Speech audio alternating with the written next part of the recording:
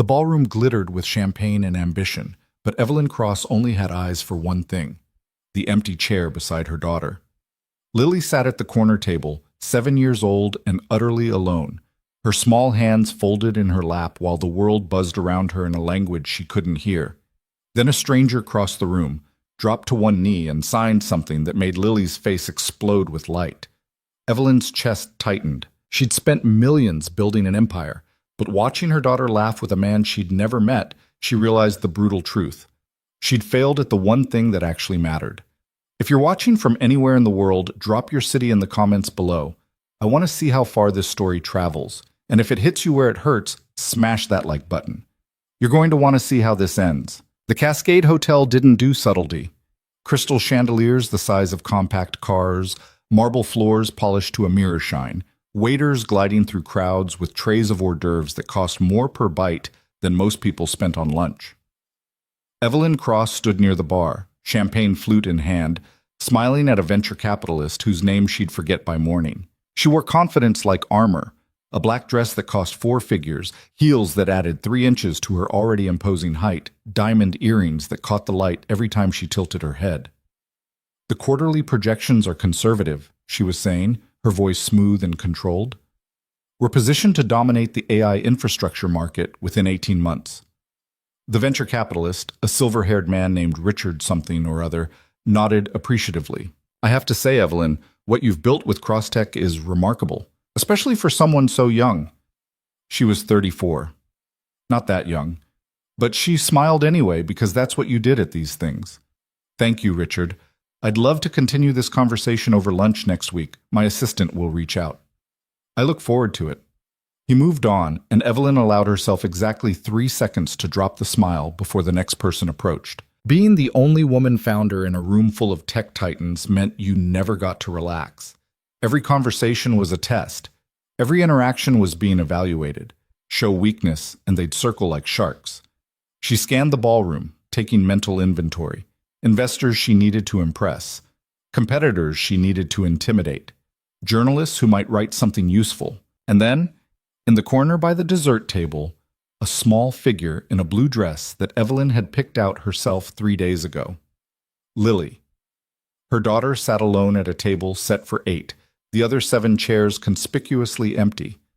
The event planner had suggested seating Lily with other children, but there were no other children. This was a business gala, not a family picnic. Lily's nanny, Mrs. Chen, had called in sick at the last minute, and Evelyn's assistant had been too swamped to find a replacement. So Lily was here because leaving her home alone wasn't an option, and bringing her meant Evelyn could at least keep an eye on her. Except she wasn't keeping an eye on her. She was working the room. Evelyn felt a pang of something, guilt maybe, but pushed it down. Lily was fine. She had her tablet. She knew to stay seated. They talked about it in the car. Or rather, Evelyn had talked and Lily had nodded, her dark eyes watching her mother's lips form words she couldn't hear. "Ms. Cross?" Evelyn turned to find a tech reporter from Forbes hovering at her elbow. She painted the smile back on. "Yes?" "I was hoping to get a quote about the recent merger talks with Quantum Systems. Can you confirm or deny?"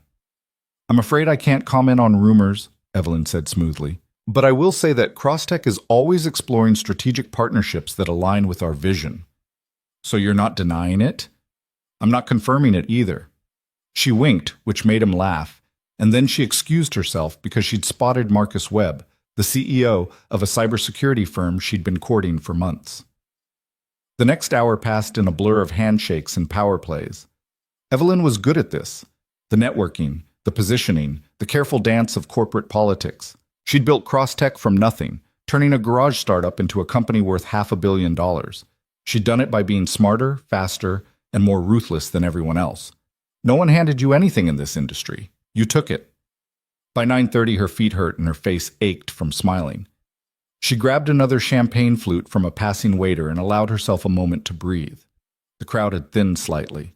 Some people had moved to the outdoor terrace. Others clustered around the dessert table, gorging on miniature cheesecakes and chocolate truffles. And Lily... Evelyn's breath caught. Lily wasn't alone anymore. A man knelt beside her daughter's chair, his back to Evelyn. He wore a gray suit, slightly rumpled, like he'd been wearing it all day. His hands moved in quick, fluid gestures, and Lily was glowing. Her daughter's face had transformed. The blank, patient expression she always wore at events like this had been replaced by something radiant. She was signing back, her small hands flying, her eyes bright with excitement. She laughed, a sound Evelyn rarely heard, and the man laughed too, his shoulders shaking. Evelyn's chest tightened. She didn't recognize the feeling at first. It took her a moment to identify it as jealousy, sharp and petty and completely irrational. She was jealous of a stranger who could make her daughter smile like that. Jealous that in the space of 5 minutes, he'd done something she hadn't managed in 7 years. She crossed the ballroom in long strides, her heels clicking against the marble. "Excuse me," she said, her voice coming out sharper than intended. "Can I help you?" The man looked up, and Evelyn got her first good look at him. Mid-30s, maybe. Dark hair starting to gray at the temples. Brown eyes that crinkled at the corners when he smiled. He had the kind of face that didn't photograph well but looked better in person. Lived in, honest. "Sorry," he said, standing. He was tall, maybe 6'1", broad-shouldered, but not bulky. "I didn't mean to intrude. I just saw Lily sitting here by herself and thought she might like some company." "You know sign language?" It wasn't a question. "I do. And you are?" "Ethan Cole." He extended a hand. "I work for Neuralink. Software engineer." Evelyn shook his hand briefly. Neuralink was a competitor, though not a major one, mid-tier company, decent tech, nothing revolutionary. "And you just happened to decide to chat with my daughter?" "I saw her signing to herself," Ethan said, his tone mild but his eyes watchful. "Figured she could use someone to talk to." Lily tugged at Ethan's sleeve, her hands moving rapidly. Evelyn caught maybe one word in 5. "Friend? More? Something?" Ethan signed back, then turned to Evelyn. "She's asking if I can stay a little longer." "I think she's fine," Evelyn said. "Thank you for keeping her company, but I'm sure you have other people to network with." "Actually, I was just about to leave." He glanced at Lily, signed something quick, and her face fell. "But I told her I'd teach her a new sign before I go, if that's okay with you." It wasn't a question that Evelyn could reasonably say no to, not with Lily watching her with those big, hopeful eyes. So she forced a smile and nodded. "Of course."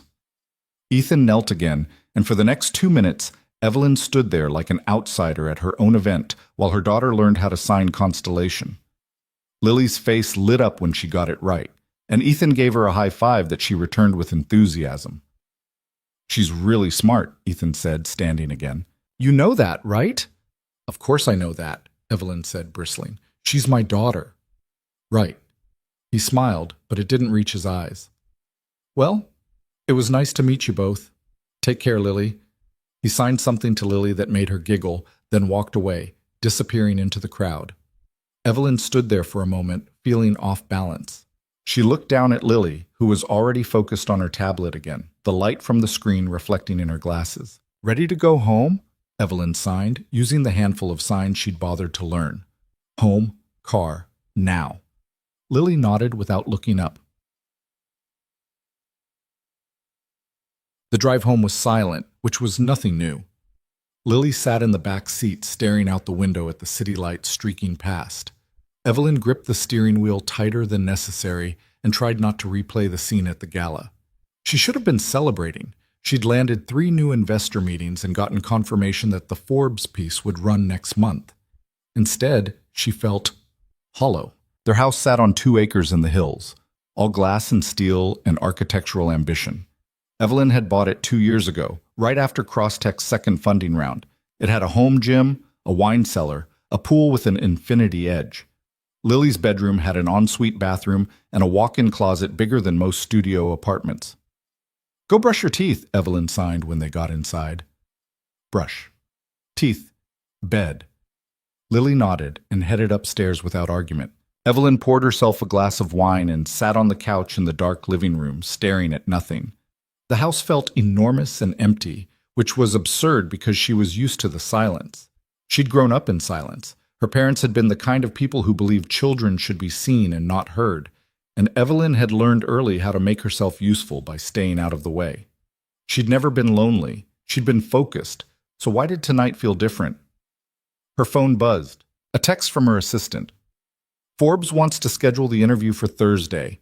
Works for you? Perfect, Evelyn typed back. Another buzz.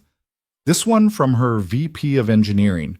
Quantum deal is moving forward. Legal wants to meet Monday to go over terms. I'll be there. She should have felt triumphant. Instead, she felt tired. Upstairs, she found Lily already in bed, her tablet propped on her knees. Evelyn sat on the edge of the mattress and gently took it away. Time to sleep. Lily's hands moved. 5 more minutes? No, sleep now. Lily's face scrunched in frustration, but she didn't argue. She rarely did. She just accepted. Always so patient, always so compliant. It should have made things easier, but instead it made Evelyn feel like she was failing some test she didn't know she was taking. Good night, Evelyn signed, then leaned down to kiss Lily's forehead. Lily didn't kiss back. She just closed her eyes. Evelyn stood there for a moment, looking down at her daughter, this small, complicated person she'd brought into the world but didn't really know. Then she turned off the light and left. The next 3 days passed in the usual blur of meetings and emails and conference calls. Evelyn barely saw Lily, except in the mornings, when she dropped her off at school, and in the evenings when she picked her up. Their interactions followed a script. How was school? Good. Do you have homework? Yes. Did you eat? Yes. And then Lily would retreat to her room, and Evelyn would retreat to her home office, and the house would fill with the kind of silence that had nothing to do with sound. On Thursday night, Evelyn was working late when her phone buzzed with a notification from the school's parent portal. She almost ignored it, probably just another permission slip or fundraiser announcement, but something made her click through. Parent-teacher conference request. Lily Cross. Evelyn frowned. It was only October. Parent-teacher conferences weren't until November. She opened the message. Dear Ms. Cross, I'd like to schedule a meeting to discuss Lily's progress this semester. I have some concerns about her social development and would appreciate the opportunity to talk in person. Please let me know your availability. Best regards, Jessica Martinez, 2nd grade teacher. Concerns about social development. Evelyn read it twice, then checked her calendar. She had back-to-back meetings tomorrow, a lunch with investors on Monday, the quantum deal on Tuesday. She didn't have time for this. But she replied anyway. I can meet Friday at 4 p.m. The response came within minutes. Perfect. See you then. Lily's school was one of those progressive private institutions that cost $40,000 a year and prided itself on individualized learning paths and holistic development. The classrooms had beanbag chairs and standing desks. The cafeteria served organic, locally sourced meals. Every teacher had a master's degree and a reassuring smile. Evelyn arrived at 4:02, which counted as on time in her book. She found Jessica Martinez in a 2nd grade classroom decorated with alphabet posters and student artwork. Ms. Martinez was younger than Evelyn expected, maybe late 20s, with curly brown hair pulled into a ponytail and the kind of earnest expression that made Evelyn immediately tired. Ms. Cross, thank you so much for coming. She gestured to a chair, an adult-sized chair, thankfully, not one of the tiny ones the kids used. I really appreciate you making time. Of course, Evelyn said, sitting. Your email mentioned concerns about Lily's social development? Yes. Ms. Martinez folded her hands on the desk, her expression shifting to something more serious. I want to start by saying that Lily is doing wonderfully academically. She's reading above grade level, her math skills are excellent, and she's very creative. But I've noticed she tends to isolate herself during free time. She doesn't interact much with the other children. She's deaf, Evelyn said flatly. Communication is harder for her. I understand that. And we do have a sign language interpreter who works with Lily during class. But outside of structured activities, she seems withdrawn. She sits by herself at lunch. She doesn't participate in playground games. When the other kids try to engage with her, she tends to pull back.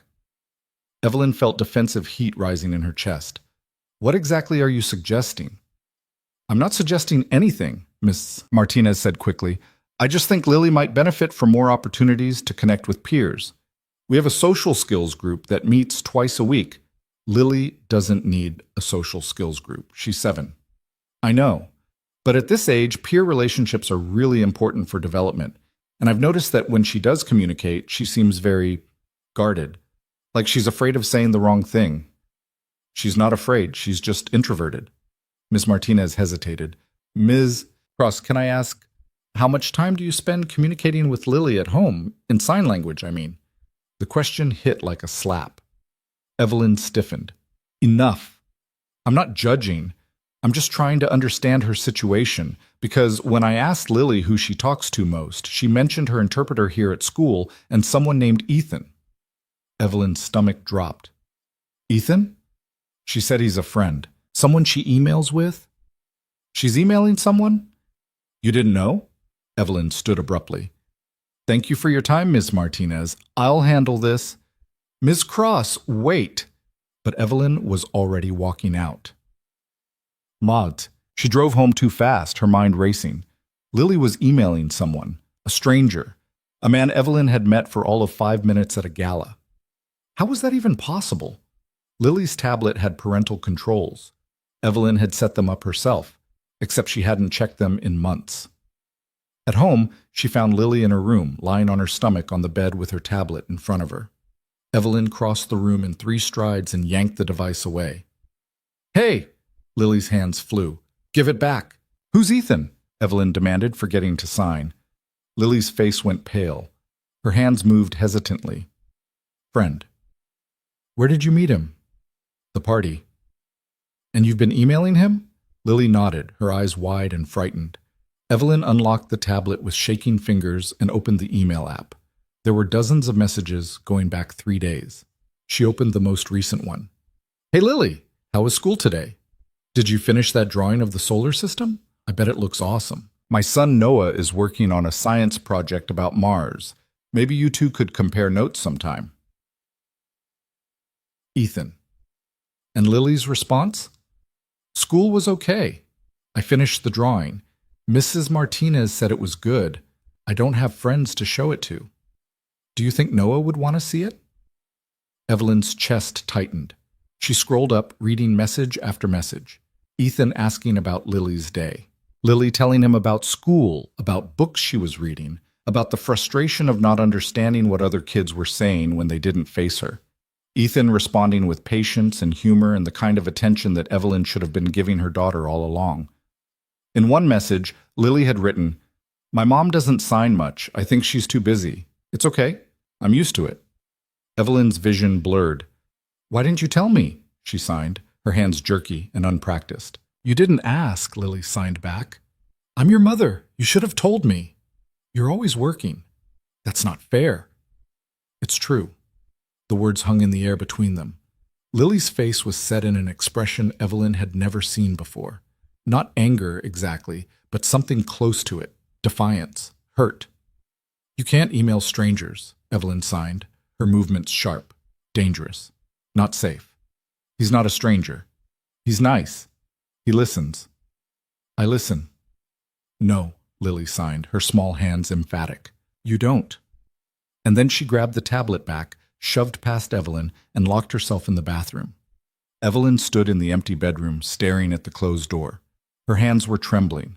She wanted to follow Lily, to apologize, to explain that she was doing her best. But her best was apparently not good enough, and she didn't know how to fix that. So she did what she always did when things got hard. She went to her office, opened her laptop, and buried herself in work. She didn't see Lily again until morning. When Evelyn knocked on her door at 7 a.m., Lily emerged already dressed for school, her backpack slung over one shoulder. She didn't look at Evelyn, didn't sign, just walked past her and out to the car. The drive to school was excruciating. Evelyn tried to start a conversation 3 times, but Lily kept her face turned toward the window, ignoring her. I'm sorry. Evelyn signed at a red light, even though Lily wasn't looking. Sorry, please. Lily finally turned, her expression unreadable. For what? For...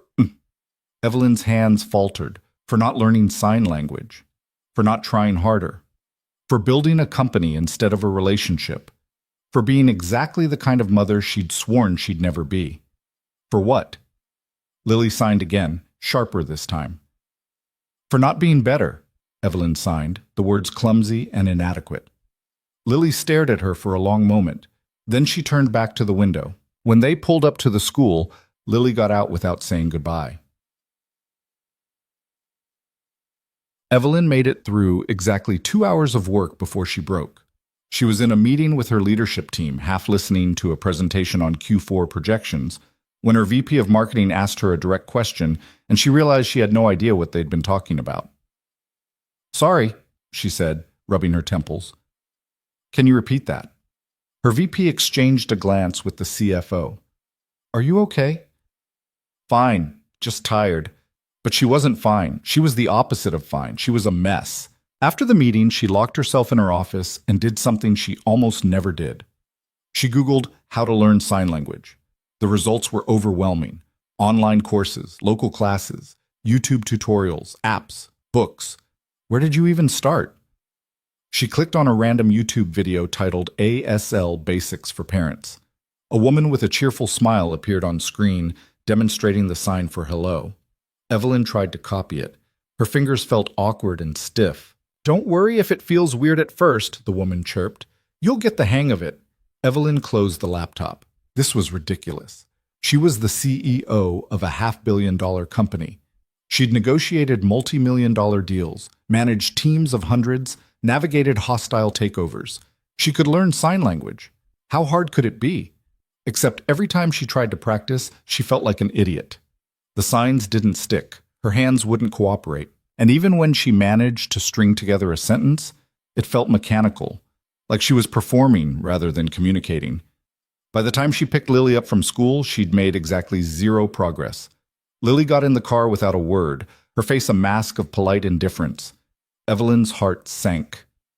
"How was school?" she signed. "Fine," Lily signed back, not looking at her. "Do you want to get ice cream?" "No." "Do you want to talk?" "No."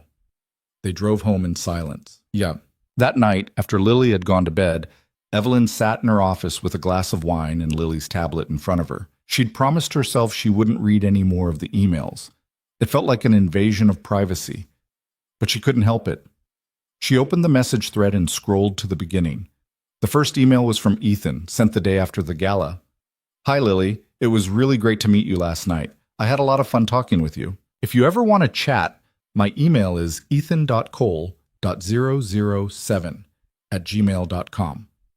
No pressure, just thought I'd offer. Your friend, Ethan." And Lily's response, sent the same day. "Hi, Ethan. Thank you for talking to me. Nobody talks to me at parties. My mom is always busy. Do you have kids?" Lily. Evelyn's throat tightened. She kept reading. Ethan had told Lily about his son, Noah, who was 9 and loved science and also knew sign language. Lily had asked why Noah knew how to sign, and Ethan had explained that Noah's mother, Ethan's late wife, had been deaf, that they'd lost her 3 years ago to cancer. "I'm sorry your wife died," Lily had written. "That's really sad. Does Noah miss her?" "Every day," Ethan had replied. "But we're doing okay. We talk about her a lot, which helps. And Noah knows she'd be proud of the person he's becoming. My mom doesn't talk to me much," Lily had written. "I think she wishes I wasn't deaf. She never learned sign language. I think maybe it makes her sad." "Have you asked her about it?" Ethan had asked.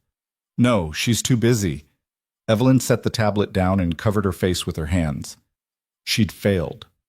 Spectacularly, completely, catastrophically failed. And the worst part was, she hadn't even realized it until a stranger pointed it out. She thought about all the times she'd told herself she was doing the right thing, working hard to provide for Lily, making sure she had the best schools, the best resources, the best opportunities. But what Lily needed wasn't resources. It was connection. And Evelyn had been too proud, too scared, too stubborn to give it to her. She picked up her phone and, before she could talk herself out of it, typed Ethan's email into a new message. "Mr. Cole, this is Evelyn Cross, Lily's mother. I need to talk to you. Can we meet?"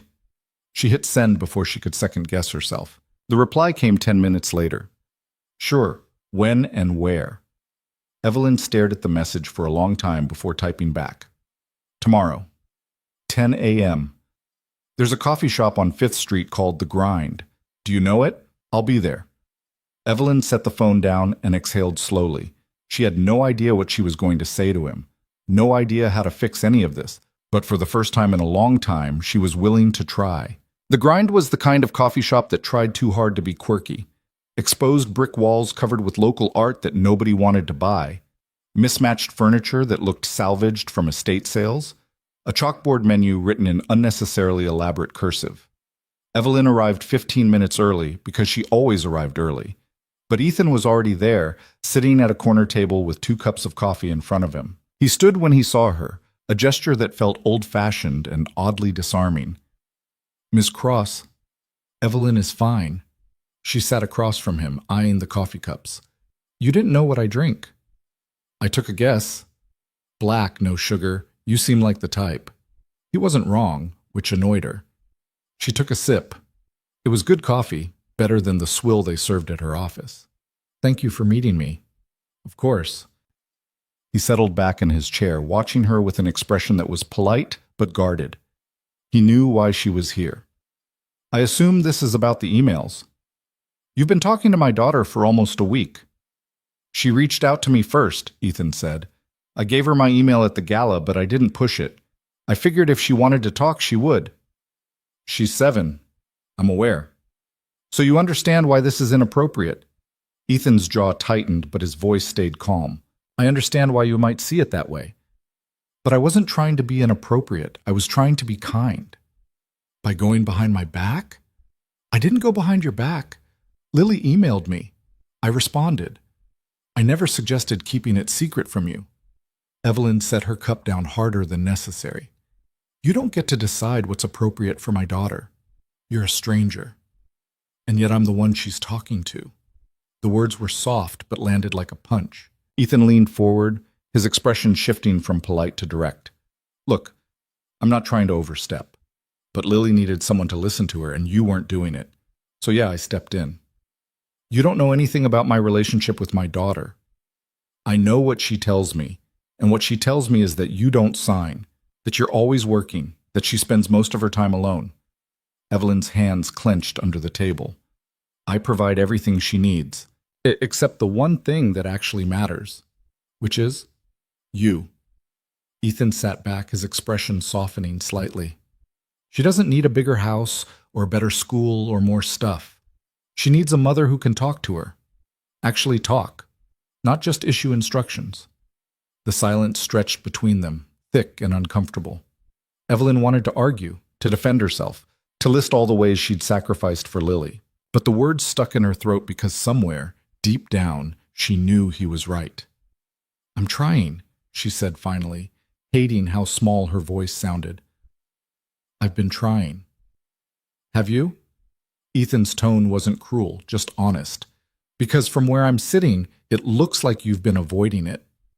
I don't know how to sign. So learn." "It's not that simple." "Why not?" Evelyn opened her mouth, then closed it. Why wasn't it simple? She'd learned Mandarin for a business deal in Beijing. She'd taught herself to code so she could understand her engineering team. She'd mastered contract law, financial modeling, public speaking. So why couldn't she learn sign language? "I don't have time," she said.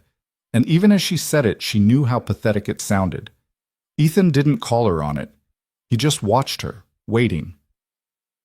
"When my daughter was born," Evelyn said slowly, "the doctors told me she was deaf. And I remember thinking, okay, we'll fix this. Cochlear implants, speech therapy, whatever it took. I researched everything. I made appointments with the best specialists. I was ready to do whatever was necessary.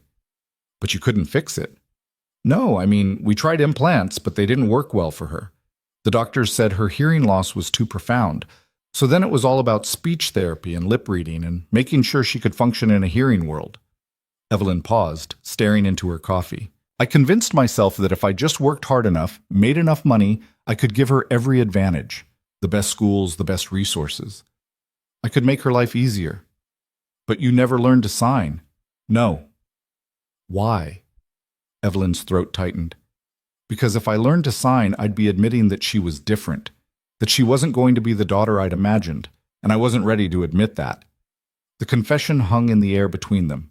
Ethan didn't respond right away. He just nodded slowly, like he understood something she hadn't fully realized herself. My wife was deaf, he said finally. Sarah, we met in college. She was studying architecture. I was doing computer science.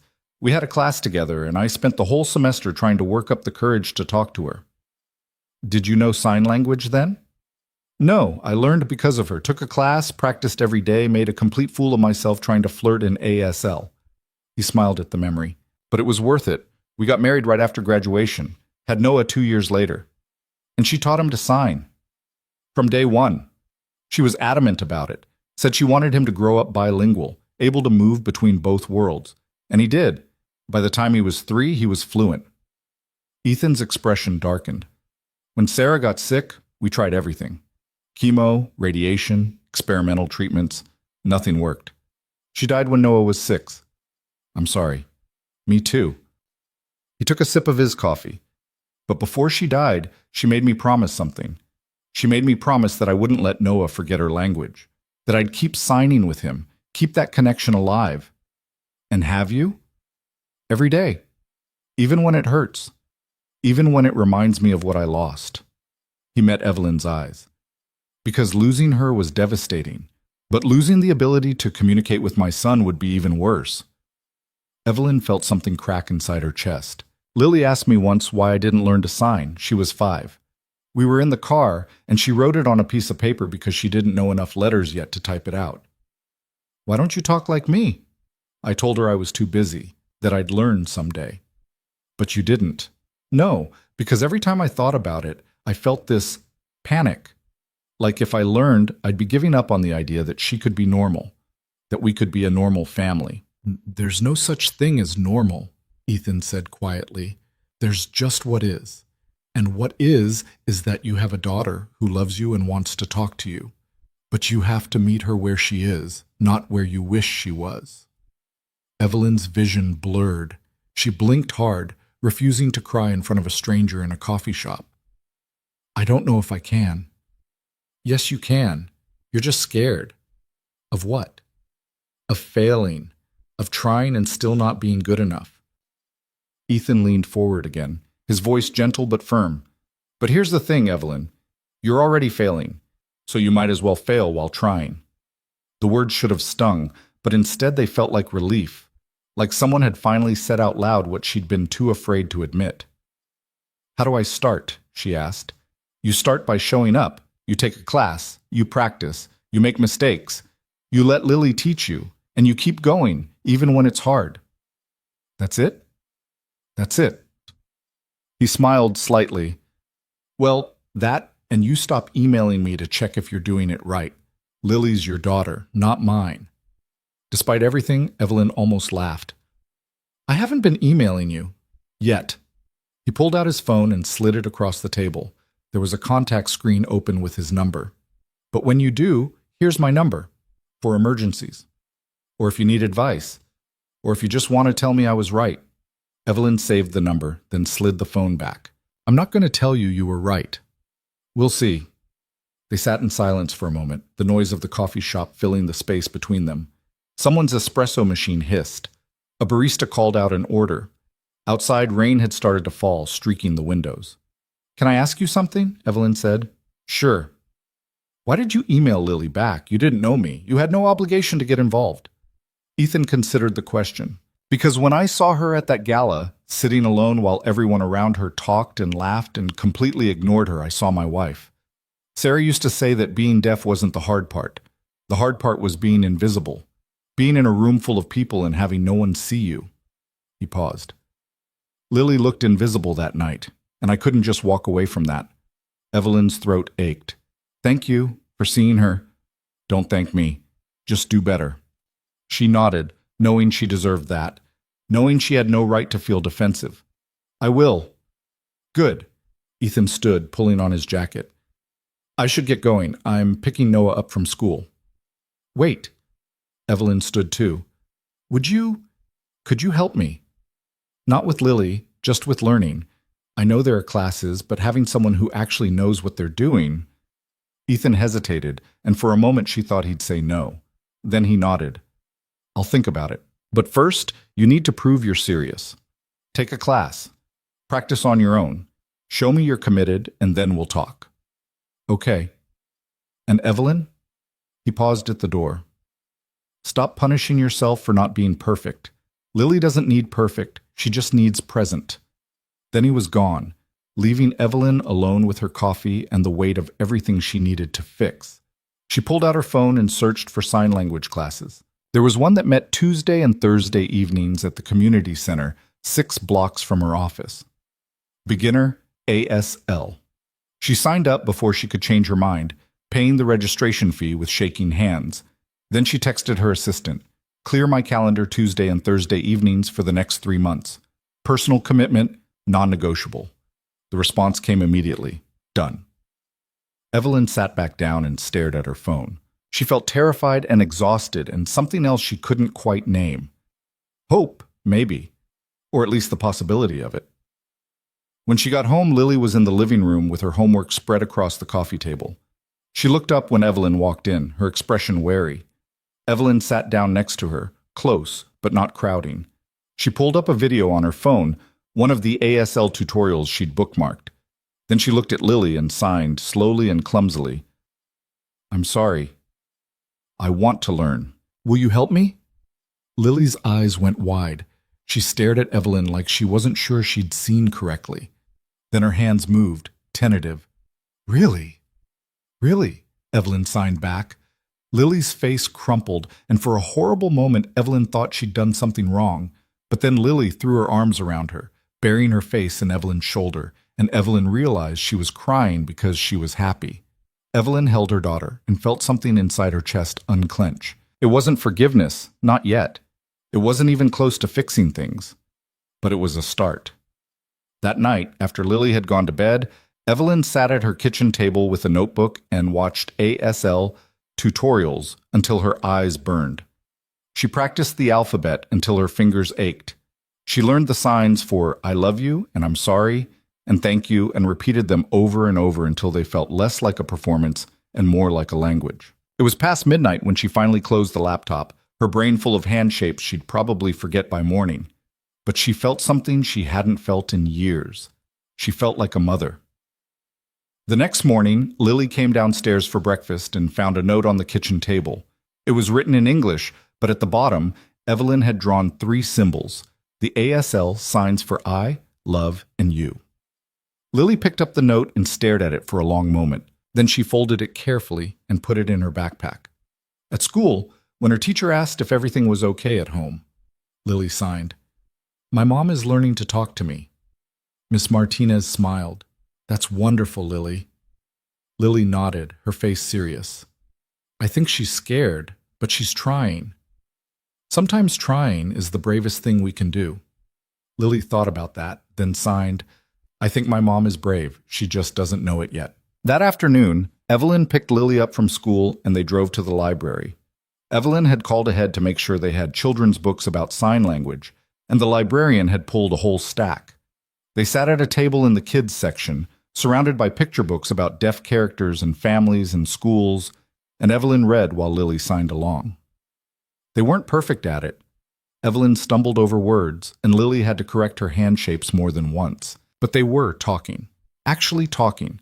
And when a little girl at the next table stared at them, Lily didn't shrink away. She just kept signing, her hands confident and clear. On Tuesday evening, Evelyn went to her first ASL class. It was held in a windowless room at the community center, with fluorescent lights that hummed and plastic chairs arranged in a circle. There were 12 other students, ranging from teenagers to retirees. The instructor was a woman named Diane, who was deaf and had an interpreter named Marcus, who voiced for her. "Welcome to Beginner ASL," Diane signed, and Marcus translated. "I'm going to be honest with you. Learning a new language is hard.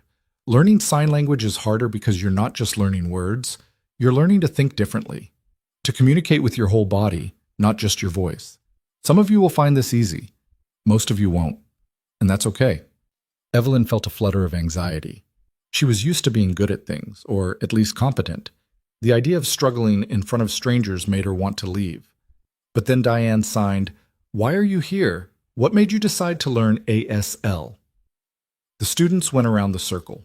A teenage girl whose best friend was deaf. A grandfather whose grandson had just been diagnosed with hearing loss. A nurse who wanted to communicate better with patients. And then it was Evelyn's turn. "My daughter is deaf," she said, her voice tight, "and I never learned to sign. I should have, but I didn't. So I'm here to fix that." Diane watched her for a moment, then signed something. Marcus translated. "Better late than never. Let's get started."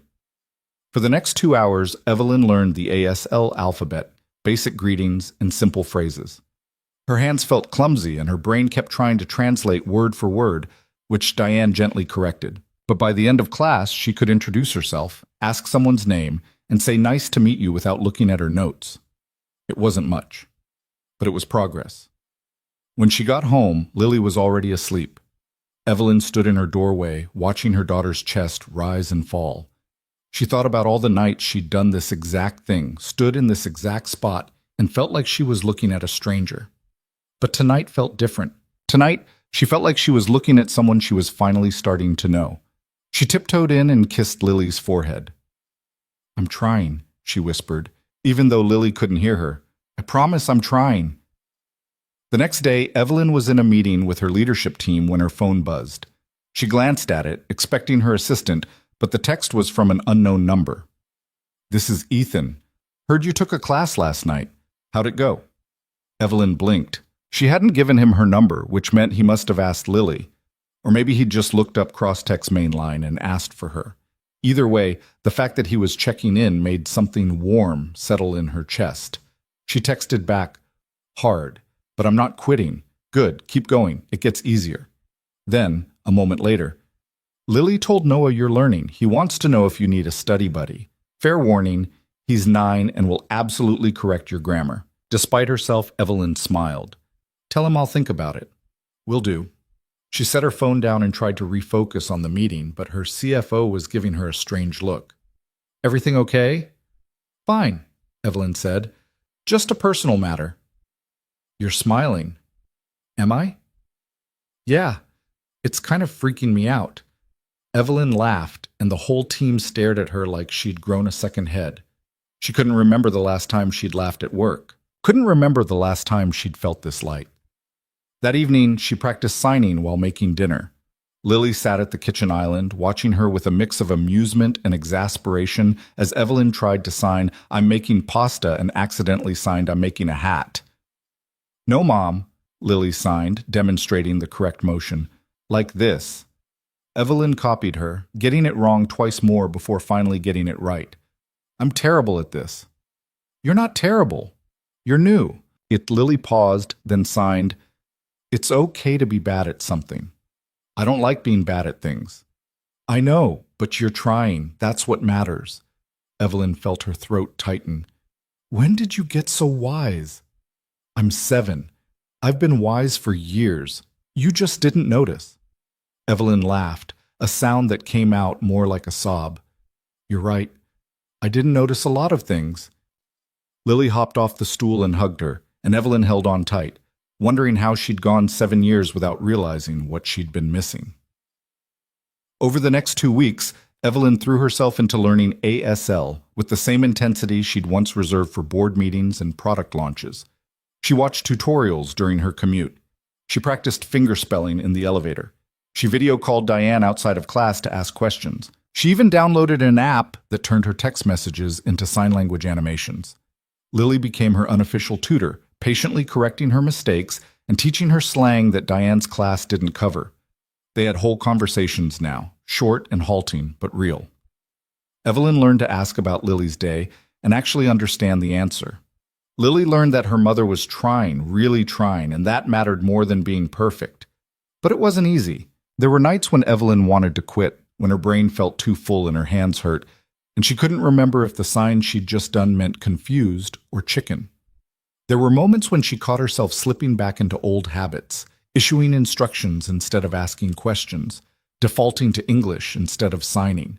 And there were still gaps, huge chasms of things she didn't know how to say. How to comfort Lily when she was sad.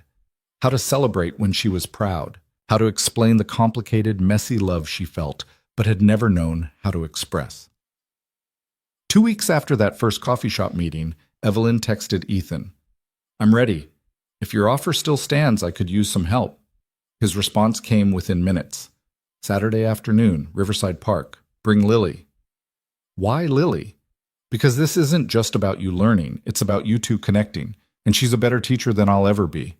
Evelyn stared at the message, then typed, Okay, see you at 2. Saturday was one of those crisp autumn days that felt stolen from summer, all blue skies and golden light. Evelyn and Lily arrived at Riverside Park to find Ethan and Noah already there, tossing a frisbee near the playground. Noah was tall for 9, with his father's dark hair and a gap-toothed grin. When he saw Lily, he waved enthusiastically and signed something too fast for Evelyn to catch. Lily lit up and signed back, and then the two of them were off, running toward the swings. Ethan walked over, hands in his pockets. She's doing better. She's talking more, Evelyn agreed. At least I think she is. I still miss half of what she says. That'll get easier. The more you practice, the faster you'll pick it up. He gestured toward a bench. Come on, let's start with conversation practice. For the next hour, Evelyn and Ethan sat on that bench while their kids played, and Evelyn practiced signing about mundane things. The weather, her week at work, a book she was reading. It felt awkward at first, like trying to speak with her mouth full, but Ethan was patient. He corrected her gently, demonstrated when she got stuck, and didn't laugh when she accidentally signed, I love meetings instead of I hate meetings. You're getting better, he said after she successfully signed a whole paragraph about a disastrous client call. I'm making fewer mistakes, maybe, but I still feel like I'm translating in my head instead of just thinking in sign. That's normal. It takes time for it to feel natural. Evelyn watched Lily and Noah on the swings, signing to each other between bursts of laughter. She looks happy. She is happy. You're giving her what she needed. I'm trying. I know. Ethan followed her gaze. You know what Sarah used to say? She said the hearing world spends so much time trying to fix deaf people that they forget to just listen to them. Stop trying to make them fit into your world and start meeting them in theirs. I spent 7 years trying to fix Lily, Evelyn said quietly, trying to make her more like me, and I almost lost her because of it. But you didn't. You're still here. You're still trying. Is it enough? Ask her. Evelyn looked at him, startled. What? Ask Lily if what you're doing is enough. Stop asking me. Stop asking yourself. Ask her. It was such a simple idea, but it hadn't occurred to Evelyn. She'd been so focused on whether she was doing things right that she hadn't thought to ask Lily how she felt about it. That night, after they'd gotten home and eaten dinner and Lily was getting ready for bed, Evelyn sat on the edge of her mattress and signed, Can I ask you something? Lily nodded, her hairbrush paused mid-stroke. Am I doing okay? With learning? With us? Lily set the brush down and thought for a moment. Then she signed, You're doing good. Not perfect, but good. What can I do better? Just keep trying, and maybe don't sign chicken when you mean confused. Lily grinned. Evelyn laughed. I'll work on that. Mom? Yeah? I'm proud of you. The words hit Evelyn like a freight train. Her eyes burned and her throat closed up, and she couldn't sign anything back because her hands were shaking too hard. So she just pulled Lily into a hug and held on, and Lily hugged back. And for the first time in 7 years, Evelyn felt like she was exactly where she was supposed to be. The following Tuesday, Evelyn was 20 minutes into her ASL class when her phone vibrated in her bag. She ignored it. Diane was in the middle of teaching directional verbs, and Evelyn was already struggling to keep up. But then it vibrated again. And again. During the break, she checked her messages. 3 texts from her assistant, each more urgent than the last. Marcus Webb is threatening to pull out of the partnership. He wants to meet tomorrow morning. His team is saying we misrepresented our capabilities. Call me ASAP. Evelyn's stomach dropped. Marcus Webb ran one of the biggest cybersecurity firms in the country, and his partnership with Crosstech was supposed to be announced next month. If he pulled out now, it would tank their Q4 projections and make them look incompetent in front of every investor who'd been promised a major deal. She stepped into the hallway and called her assistant. What happened? I don't know all the details. Something about the integration timeline. Marcus's CTO is saying we promised 6 months, and now we're saying 12. We never promised 6 months. That was never on the table. I'm just telling you what they're saying. Marcus wants to meet tomorrow at 8, in person. Evelyn closed her eyes. 8 in the morning meant she'd have to skip taking Lily to school. It meant canceling the breakfast meeting she'd scheduled with her engineering lead. It meant rearranging her entire day for a problem that shouldn't exist. Fine, set it up. I'll be there. Already done. Conference room B. Evelyn hung up and leaned against the wall. Through the door, she could hear Diane starting the second half of class. She should go back in. She was paying for this class. She'd made a commitment, but Marcus Webb could destroy everything she'd built with one press release. She couldn't afford to mess this up. She texted Diane's interpreter. Family emergency. Have to leave early. Sorry. Then she grabbed her bag and left. At home, she found Lily asleep on the couch with her tablet balanced on her chest, playing some video about constellations. Evelyn turned it off and gently shook her daughter's shoulder. Lily's eyes fluttered open, confused and sleepy. Bedtime, Evelyn signed. Lily sat up, rubbing her eyes. You're home early. Work thing. Come on, let's get you upstairs. What about class? I'll make it up next week. Lily's face fell, but she didn't argue. She just trudged upstairs, and Evelyn felt the guilt settle in her chest like a stone. The meeting with Marcus Webb was exactly as bad as Evelyn had feared. He showed up with his CTO and his head of legal, and they spent 90 minutes picking apart every detail of the partnership agreement. The timeline issue turned out to be a miscommunication between his team and hers, but Marcus didn't care. He wanted guarantees that Crosstech could deliver, and he wanted them in writing. I need to know I'm not making a mistake here, Marcus said, his arms crossed. Because if this blows up in my face, it's not just bad for business, it's humiliating. We've never failed to deliver on a commitment, Evelyn said, keeping her voice steady even though she wanted to throw something. Not once in 5 years. There's a first time for everything. By the time they hammered out a revised agreement, it was past noon. Evelyn's head pounded and her stomach was empty, and she'd missed 3 calls from Lily's school. She called back on the drive to the office. Miss Cross, this is Jessica Martinez. I just wanted to check in about Lily. Evelyn's grip tightened on the steering wheel. Is she okay? She's fine physically, but she's been very withdrawn today. She wouldn't participate in group activities, and during lunch, she sat by herself. When I asked if something was wrong, she said her mom didn't have time for her anymore. The words felt like a slap. That's not true. I'm just telling you what she said. I had an emergency at work. I'm handling it. I understand, but Lily doesn't. She just knows you left class early and didn't come home until late. Miss Martinez paused. I'm not trying to criticize. I just think she needs some reassurance. Evelyn closed her eyes. I'll talk to her. Thank you. But when Evelyn picked Lily up that afternoon, her daughter barely looked at her. She climbed into the car, buckled herself in, and stared out the window. How was school? Evelyn signed. Lily shrugged. Miss Martinez said you had a rough day. Another shrug. Lily, talk to me. You left class, Lily signed, her movements sharp and angry. I had a work emergency. You always have work emergencies. That's not fair. It's true. Lily turned to face her, and her eyes were bright with tears. You said you were trying. You said you wanted to learn, but you're still picking work over me. That's not what happened. Then what happened? Evelyn wanted to explain about Marcus Webb, about the partnership, about how if she didn't fix this, the company could be in serious trouble. But looking at Lily's face, she realized her daughter didn't care about any of that. She just cared that her mother had made a promise and broken it.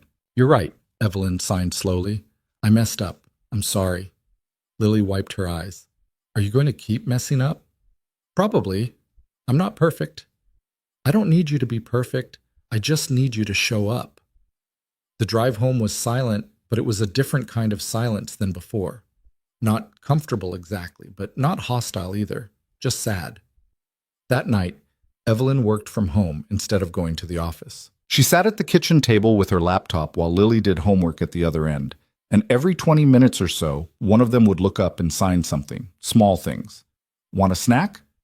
What are you working on? This math problem is stupid. It wasn't much, but it was something.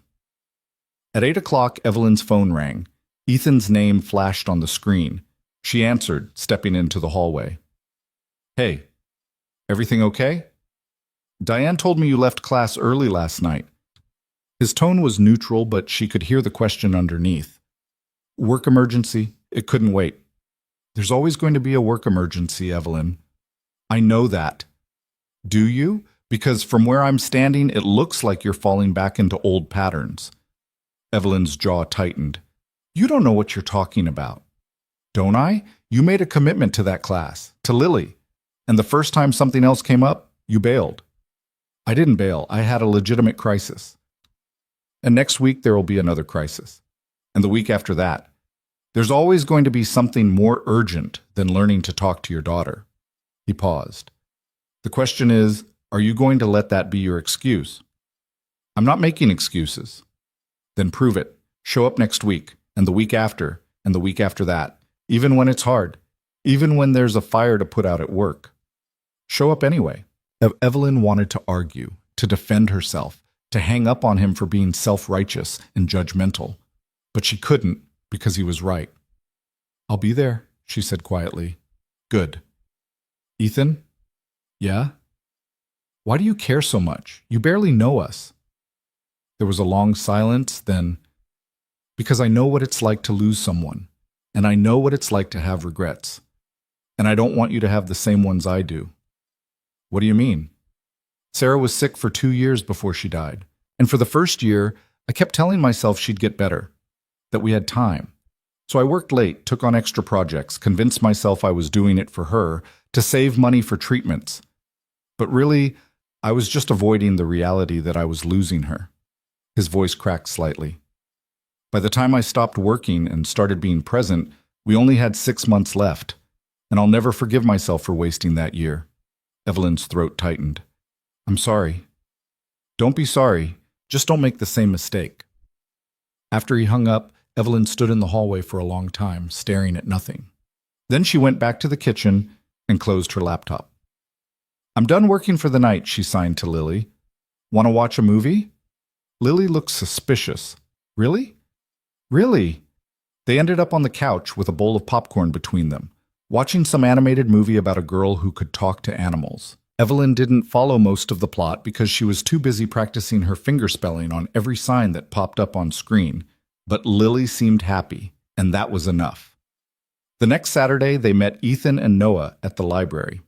It was a different location this time, a big central branch with high ceilings and rows of computers, and a children's section filled with bright colors and tiny chairs. Ethan had suggested they practice in public spaces, places where Lily and Noah could interact naturally while the adults worked on conversation skills. How was your week? Ethan signed when they'd settled at a table near the fiction section. Evelyn signed back. Stressful, but I made it to class Thursday. Good. You stick with it? The whole time, even though my VP called twice about a server issue. Did you answer? No. Ethan smiled. Progress. They worked on more complex conversations that afternoon, moving beyond basic pleasantries into actual discussion. Evelyn told him about the Marcus Webb situation, signing her frustration with the legal team and her anxiety about whether the deal would hold. Ethan told her about a project at work that was falling apart because his manager kept changing the requirements. It felt strange, having this kind of conversation in sign language.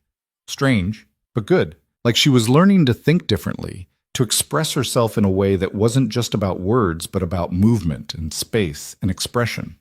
At one point, she messed up a sign and accidentally told Ethan that his manager was a beautiful swan instead of a stubborn fool. He burst out laughing, and Lily and Noah looked over from the kids' section where they'd been reading. What's funny? Lily signed. Your mom called my boss a swan, Ethan signed back. Noah doubled over, his shoulders shaking with silent laughter. Lily grinned and signed something too fast for Evelyn to catch, but it made Noah laugh even harder. What did she say? Evelyn asked. She said you're getting better, but you still sign like a baby deer trying to walk. Despite herself, Evelyn laughed. She's not wrong. After the library, the four of them got ice cream at a shop down the street. It was one of those old-fashioned places with checkered floors and a long counter, and the teenager behind the register looked completely lost when Noah started signing his order. Ethan stepped in smoothly, voicing while Noah signed, and the transaction went off without a hitch. They sat outside at a metal table, even though it was chilly and Evelyn's fingers were going numb.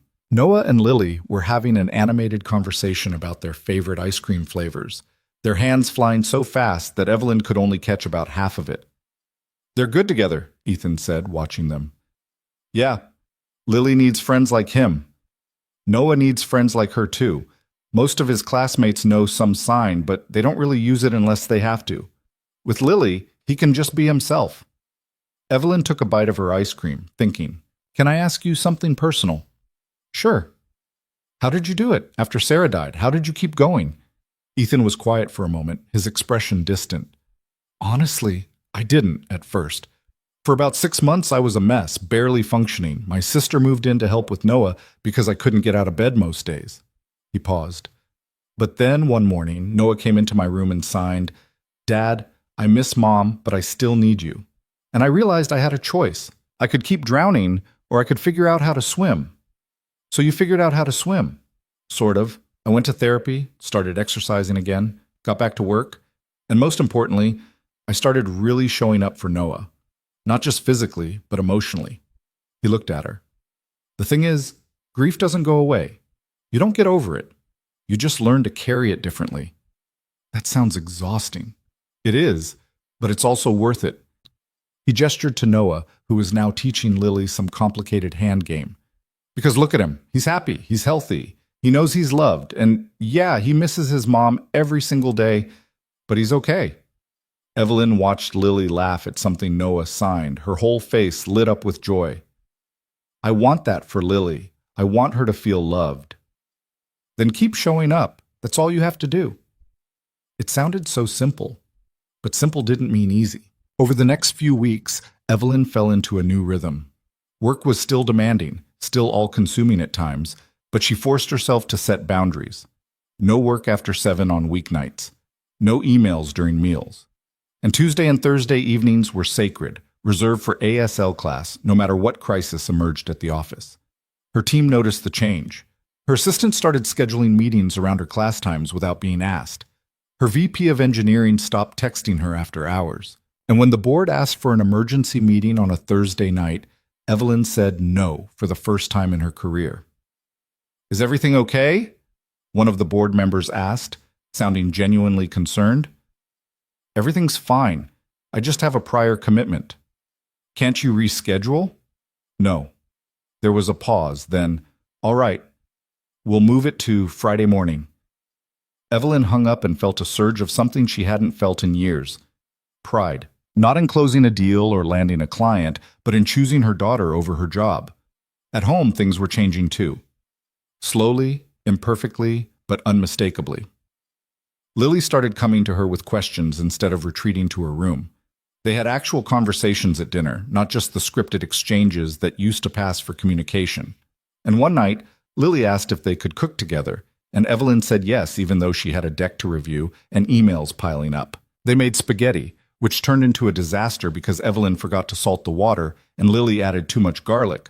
But they were laughing by the end of it, covered in flour and tomato sauce, and completely unconcerned about the mess. "This is terrible," Evelyn signed, taking a bite of the overly garlicky pasta.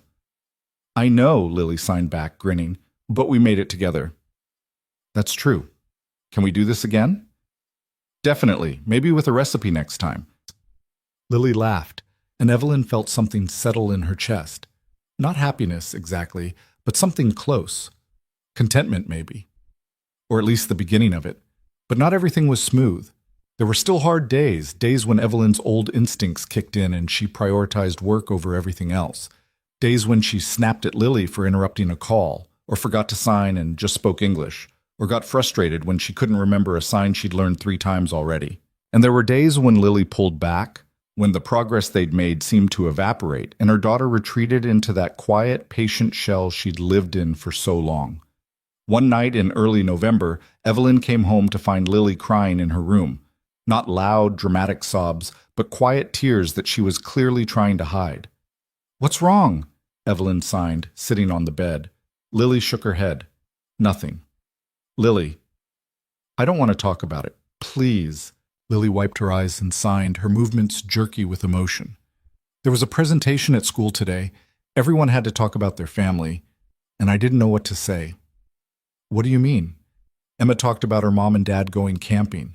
Tyler talked about his big sister teaching him soccer, and I didn't have anything like that.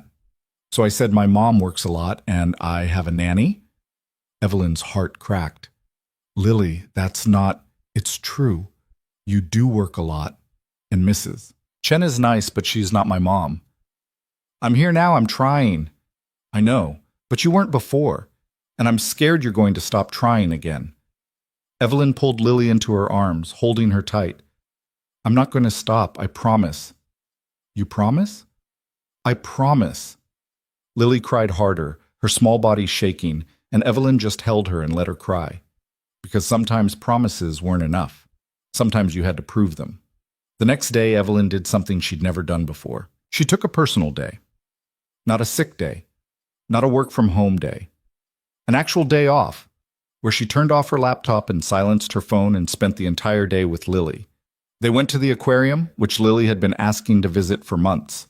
They watched the penguin feeding and touched starfish in the tide pool exhibit and ate overpriced pizza in the cafeteria. Evelyn signed the whole time, narrating everything they saw, and Lily signed back, telling her facts about jellyfish and seahorses that she'd learned from documentaries. At one point, they were standing in front of the big tank with the sharks, and Lily turned to Evelyn and signed, "This is the best day ever." Evelyn felt tears prick her eyes. Really? Really. Because you're here, just you and me. I should have done this a long time ago. You're doing it now, that's what matters. They stayed until closing, and on the drive home, Lily fell asleep in the back seat with a stuffed otter clutched to her chest. Evelyn glanced at her in the rearview mirror and felt something shift inside her, a letting go of the guilt maybe, or at least a recognition that she couldn't change the past, but she could shape the future. That weekend, they went back to the library to meet Ethan and Noah. But this time, Evelyn had a request. I want to talk to you about something, she signed to Ethan once the kids had run off to the graphic novel section. Okay. I've been thinking about what you said about regrets, about showing up. She paused, searching for the right words. And I realized I don't just want to learn sign language. I want to understand Lily's world. Really understand it. What do you mean? I mean, I've been so focused on making her fit into my life that I never stopped to think about what her life is like. What it feels like to be deaf in a hearing world. What she needs from me that I haven't been giving her. Ethan nodded slowly. That's a good realization. But I don't know how to do it. How do I understand something I've never experienced? You ask, you listen, and you stop making assumptions. He leaned forward. You know what Sarah used to tell me? She said hearing people always assume being deaf is about what you can't do, what you can't hear, what you can't experience. But for her, it was just a different way of being in the world. Not better or worse, just different. But Lily is growing up in a world that's not built for her, that has to be hard. Of course it's hard, but hard doesn't mean broken. Lily's not broken, Evelyn. She's just different from you, and that's okay. Evelyn felt something click into place. You're right. I've been treating her deafness like a problem to solve instead of just part of who she is. Yeah. I need to stop doing that. Yeah. They sat in silence for a moment, watching Lily and Noah through the shelves. The two kids were deep in conversation, their hands flying as they debated something with intense seriousness. She looks happy, Evelyn said. She is happy, because you're trying, because you're here. I'm terrified I'm going to screw this up. You will, probably multiple times. Ethan smiled slightly. But as long as you keep showing up, keep trying, keep learning, you'll be okay. How do you know? Because I screwed up with Noah 100 times after Sarah died. Still do, honestly. But he knows I love him. He knows I'm trying, and that's enough. Evelyn took a breath. I want to tell you something I've never told anyone. Okay? When Lily was born and the doctors told me she was deaf, my first thought wasn't sadness or worry. It was anger. She paused, the confession bitter on her tongue. I was angry at her, at this tiny, innocent baby, because she wasn't the daughter I'd imagined, because she was going to make my life harder. That's a pretty human reaction. It's awful. It's honest. Ethan met her eyes. The question is, do you still feel that way? No, I don't know. Sometimes I look at her and I feel so much love, it hurts. And other times I feel this panic, like I'm never going to be good enough for her, like I'm always going to be one step behind. Then stay one step behind, but keep walking. Evelyn laughed, a sound that came out wet and broken. You're annoyingly wise, you know that? I have my moments. Lily and Noah came back then, their arms full of graphic novels they wanted to check out. Noah was explaining the plot of one to Lily, his hands moving in quick, excited bursts, and Lily was nodding along, completely absorbed. Evelyn watched them and thought about all the conversations she'd missed, all the moments she'd let slip by because she was too busy, too focused on work, too afraid of failing. But that was over now. From here on out, she was going to show up. Even when it was hard, even when she messed up, she was going to be present. And maybe, just maybe, that would be enough. That night, Lily came into Evelyn's home office while she was reviewing a contract. It was late, almost 9, and Evelyn had thought her daughter was asleep, but there she was in her pajamas, holding something behind her back. "What's up?" Evelyn signed, setting down her pen. Lily pulled out a folded piece of paper and handed it over, her expression uncertain. Evelyn unfolded it carefully. It was a drawing, done in crayon and marker. 2 stick figures stood on opposite sides of the page, separated by a thick black line that ran down the middle. One figure was labeled Mom in wobbly letters. The other was labeled Me. The space between them was empty except for that dark dividing line. Evelyn's chest tightened. "When did you draw this?" "Last year, after the school talent show." "What happened at the talent show?" "I did a sign language poem. Mrs. Martinez helped me practice." "But you didn't come." Lily's hands moved slowly, deliberately. "You said you had a meeting." Evelyn remembered that day, vaguely. There'd been some crisis with a vendor, something urgent that had required her immediate attention. She'd texted Mrs. Chen to record the performance, told herself she'd watch it later. She never had. "I'm sorry," Evelyn signed, her hands shaking. "I should have been there. I kept the drawing to remember what it felt like." What felt like? Being alone. The words hit like a physical blow. Evelyn stared at the drawing, at that thick black line separating mother from daughter, and felt something crack wide open inside her. This was what Lily had been living with, not just for weeks or months, but for years. This feeling of being separated, unreachable, alone. "Can I keep this?" Evelyn signed. Lily looked surprised. "Why?" "So I can remember too. So I never forget what I almost did to us." Lily thought about it, then nodded. "Okay." She started to leave, but Evelyn caught her hand. "Wait, I want to show you something." She pulled out her phone and opened the Photos app, scrolling back through months of screenshots and work documents until she found what she was looking for. A video. The one Mrs. Chen had sent her from the talent show. "I never watched this," Evelyn signed. "I told myself I would, but I didn't. Will you watch it with me now?" Lily's eyes went wide. She nodded and climbed onto Evelyn's lap, something she hadn't done in years. Evelyn hit play. The video was shaky, clearly filmed on a phone from the back of a school auditorium. The stage was small, decorated with paper stars and streamers. And there, in the center, was Lily. 7 years old, wearing a purple dress Evelyn had forgotten buying. Her hands moved through a poem about stars and wishes and dreams, each sign precise and beautiful. Evelyn watched her daughter's face on the screen, watched how nervous she looked at first, how her hands trembled slightly. But then the poem took over and Lily transformed. She became confident, graceful, completely absorbed in what she was saying. When she finished, there was a moment of silence before the audience erupted in applause. The video ended. Evelyn sat there with Lily in her arms, both of them quiet. "That was beautiful," Evelyn signed finally. "You were beautiful." "You really think so?" "I know so, and I'm so sorry I missed it." "It's okay." "No, it's not, but I'm going to do better." Evelyn turned Lily to face her. "I promise from now on I'm going to be there, for the important things and the small things, for all of it."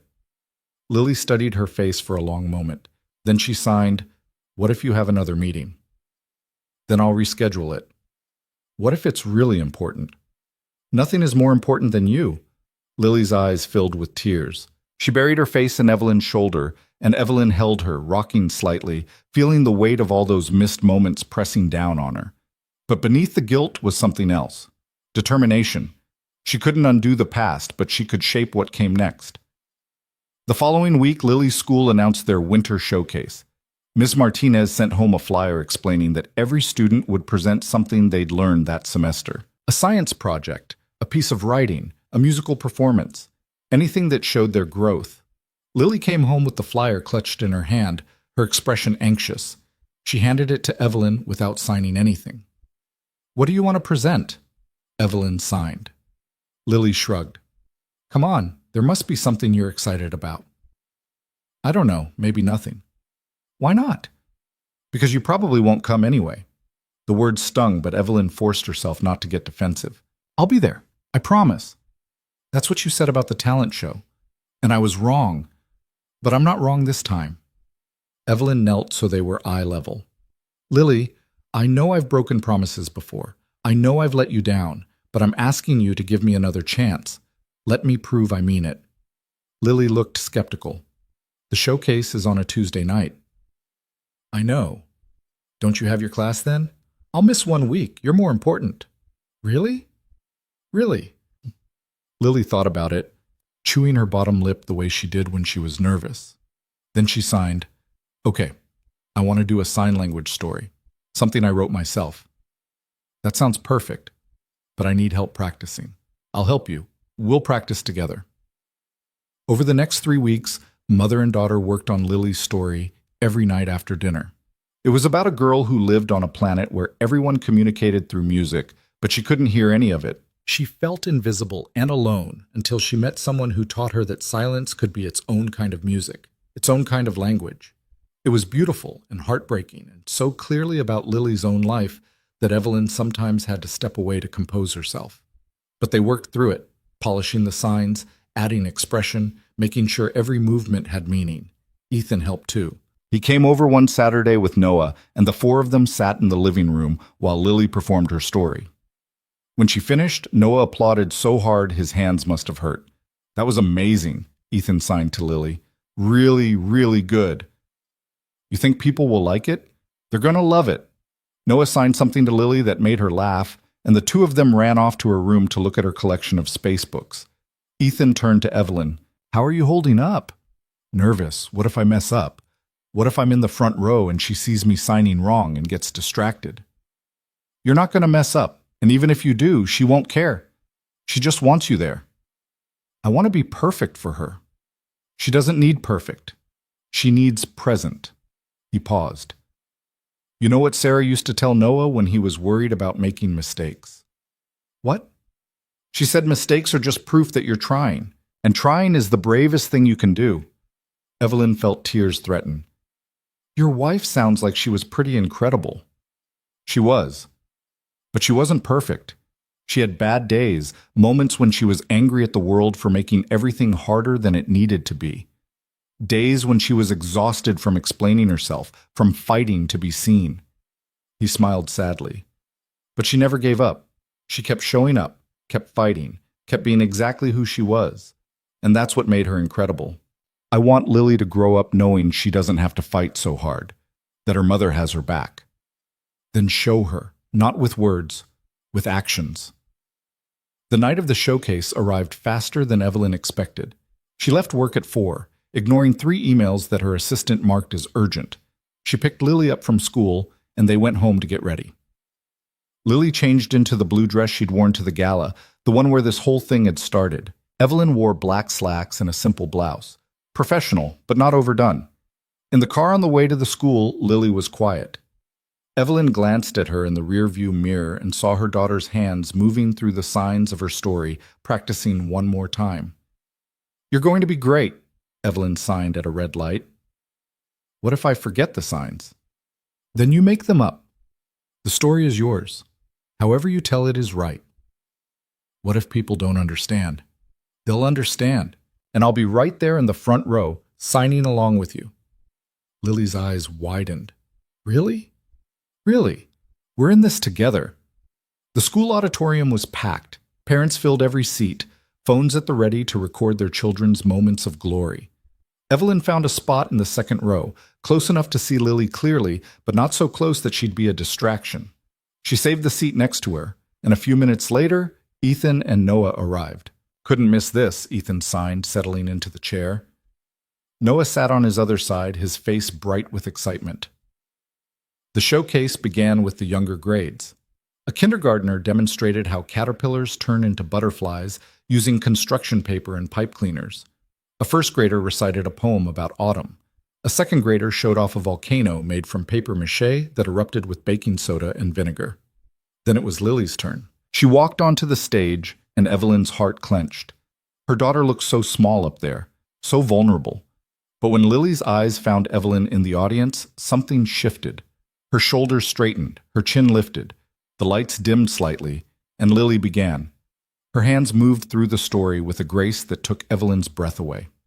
She told the tale of the girl on the music planet, her signs painting pictures of loneliness and isolation. Then came the turning point, when the girl met someone who saw her, who learned her language, who taught her that being different wasn't the same as being broken. Evelyn signed along from her seat, not perfectly, stumbling over a few of the more complex phrases, but doing her best. And every time Lily looked down at her, Evelyn signed, "I see you, I'm here." When Lily finished, there was a beat of silence. Then the auditorium erupted. Parents who didn't know a single sign were applauding, some with tears streaming down their faces. Miss Martinez was standing, clapping so hard it looked painful, and in the front row, Ethan and Noah were both signing amazing over and over. But Evelyn only cared about one thing. She looked at Lily, at her daughter's face radiant with pride and relief and joy, and signed, "I'm so proud of you." Lily's smile could have lit up the entire building. After the showcase, families spilled into the hallway, congratulating their children and taking photos. Evelyn found Lily surrounded by classmates, all of them chattering excitedly. A few of them were even trying to sign, their movements clumsy but earnest. Lily saw Evelyn and ran over, throwing her arms around her waist. "Did you like it?" "I loved it. You were incredible." "I was scared I'd mess up." "You didn't, not even once." "Did you see Emma trying to sign? She learned the alphabet just so she could spell my name." Evelyn looked over at a little girl with pigtails who was carefully forming letters with her fingers. "That's wonderful. She wants to be my friend." "Then you should be friends." Lily pulled back, her expression turning serious. "Mom, thank you for coming." "Of course I came. I told you I would." "I know, but you actually did it. You were here." Evelyn knelt down so they were face to face. "I'm going to keep being here. For every showcase, every presentation, every moment that matters to you. I promise." "Even if you have meetings?" "Even then." Lily hugged her again, and Evelyn held on tight, feeling the warmth of her daughter in her arms and thinking about that drawing. The one with the black line down the middle, separating them. That line was starting to fade. Not gone, not yet, but fading. Later that night, after they'd gotten home and Lily had gone to bed still buzzing with excitement, Evelyn sat in her office with Lily's drawing in front of her. She picked up a marker and, very carefully, drew a small bridge over the black line. It wasn't much, just a simple arch connecting the two stick figures, but it felt like progress. Her phone buzzed. A text from Ethan. "You did good tonight. Thank you for being there. Wouldn't have missed it." Noah's already planning what he wants to present next semester. You inspired him. Lily inspired him. I just showed up. Showing up is everything. Evelyn set the phone down and stared at the drawing for a long time. Then she pulled out her laptop and sent an email to her entire leadership team. "Effective immediately, I'll be implementing a new policy for myself and encouraging all of you to consider the same. No meetings after 6 p.m. unless absolutely critical. No work emails on weekends. No sacrificing personal commitments for professional ones unless lives are literally at stake. I've spent the last 7 years building this company at the expense of building a relationship with my daughter. I'm done doing that. Crosstech will survive without me working 80-hour weeks. My daughter won't thrive without me being present. I'm not asking anyone to follow my lead. But I am asking you to respect these boundaries. And if you choose to set similar boundaries for yourselves, I'll support that. Evelyn." She hit send before she could second-guess herself. Within minutes, responses started flooding in. Her VP of Engineering. "About damn time." Her CFO. "Needed to hear this. Thank you." Her assistant. Does this mean I can actually take my vacation days? Evelyn smiled and closed her laptop. The next few months passed in a blur of small victories and occasional setbacks. Evelyn continued her ASL classes, moving from beginner to intermediate. She started dreaming in sign language, thinking in visual patterns instead of spoken words. And slowly, painfully, she became fluent enough to have real conversations with Lily. Not perfect conversations, but real ones. They talked about everything, school drama and favorite books, and what it felt like to be deaf in a hearing world. Lily told her about the kids who stared, the teachers who talked too fast for her to lip read, the constant exhaustion of translating everything in her head. And Evelyn listened, really listened, without trying to fix or minimize or explain away. One Saturday in early December, they were making cookies when Lily asked a question Evelyn had been dreading. Why did it take you so long? Evelyn's hand stilled over the cookie dough. What do you mean? To learn, to try. Why didn't you do it when I was little? Evelyn wanted to deflect, to make excuses, to soften the truth, but Lily deserved honesty. Because I was scared, she signed slowly. When you were born and I found out you were deaf, I felt like I'd failed, like there was something wrong with me, with my genetics, with the choices I'd made. And instead of dealing with that, I buried myself in work. I convinced myself that if I could just build something successful, make enough money, give you every advantage, that would be enough. But it wasn't. No, it wasn't, because what you needed wasn't money or resources. You needed a mom who could talk to you, and I was too proud and too scared to admit that I'd been doing everything wrong. Lily's expression was unreadable. Do you still think I'm broken? No, I think I was broken. I think I was so focused on what I thought you should be that I couldn't see who you actually are.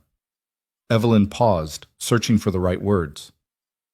You're not broken, Lily. You're perfect exactly as you are. I'm the one who needed fixing. Are you fixed now? I'm working on it. Lily nodded slowly, then went back to rolling out cookie dough. They worked in silence for a while. The only sound, the scrape of the rolling pin and the clink of cookie cutters. Then Lily signed, Mom, I forgive you. Evelyn's vision blurred. You don't have to. I know, but I want to. Lily looked up, her eyes serious and wise beyond her years. Because you're trying, and trying is enough. Evelyn pulled her daughter into a flowery hug, and they stood there in the kitchen, holding each other while cookies burned in the oven and smoke filled the air. It wasn't perfect. It was messy and chaotic and a little bit of a disaster. But it was real. And real was so much better than perfect. Christmas came, and for the first time in years, Evelyn took the entire week off. She and Lily decorated the house together, went ice skating at the outdoor rink downtown, baked more cookies that actually turned out edible this time. On Christmas morning, they opened presents in their pajamas, and Lily gave Evelyn a handmade card that said, Best Mom, in careful ASL fingerspelling. Evelyn gave Lily a journal with pages designed for drawing and writing, along with a set of gel pens in every color. For your stories, she signed. Lily's face lit up. Really? Really? I want to read everything you write. They spent the afternoon at Ethan and Noah's house, which had become a tradition over the past few months. The four of them made a massive dinner together, burning the rolls and overcooking the turkey, but having so much fun that nobody cared. After dinner, they played board games that required extensive signing and trash talk, and Evelyn discovered she was terrible at Pictionary, but decent at charades. At one point, Noah and Lily were teamed up against Ethan and Evelyn, and the kids were winning by a landslide. Lily was acting out something with exaggerated movements, and Noah was guessing with increasing excitement. That's not fair, Evelyn signed to Ethan. They're too good at this. We're getting destroyed, he signed back, grinning. Should we let them win? I think they're winning on their own merit. Evelyn watched Lily, saw how animated she was, how comfortable, how completely herself. And she thought about that night at the gala, when Lily had been sitting alone while the world buzzed around her. That little girl was gone. In her place was someone confident, someone connected, someone loved. Later, after Noah and Lily had crashed on the couch watching a movie with subtitles, Evelyn and Ethan cleaned up the kitchen. Thank you, Evelyn signed, handing him a dish to dry. For what? For everything, for pushing me, for being honest, for not letting me give up. You did the hard part. I just pointed you in the right direction. You did more than that." She paused. "You gave me a second chance with my daughter. I don't know how to repay that."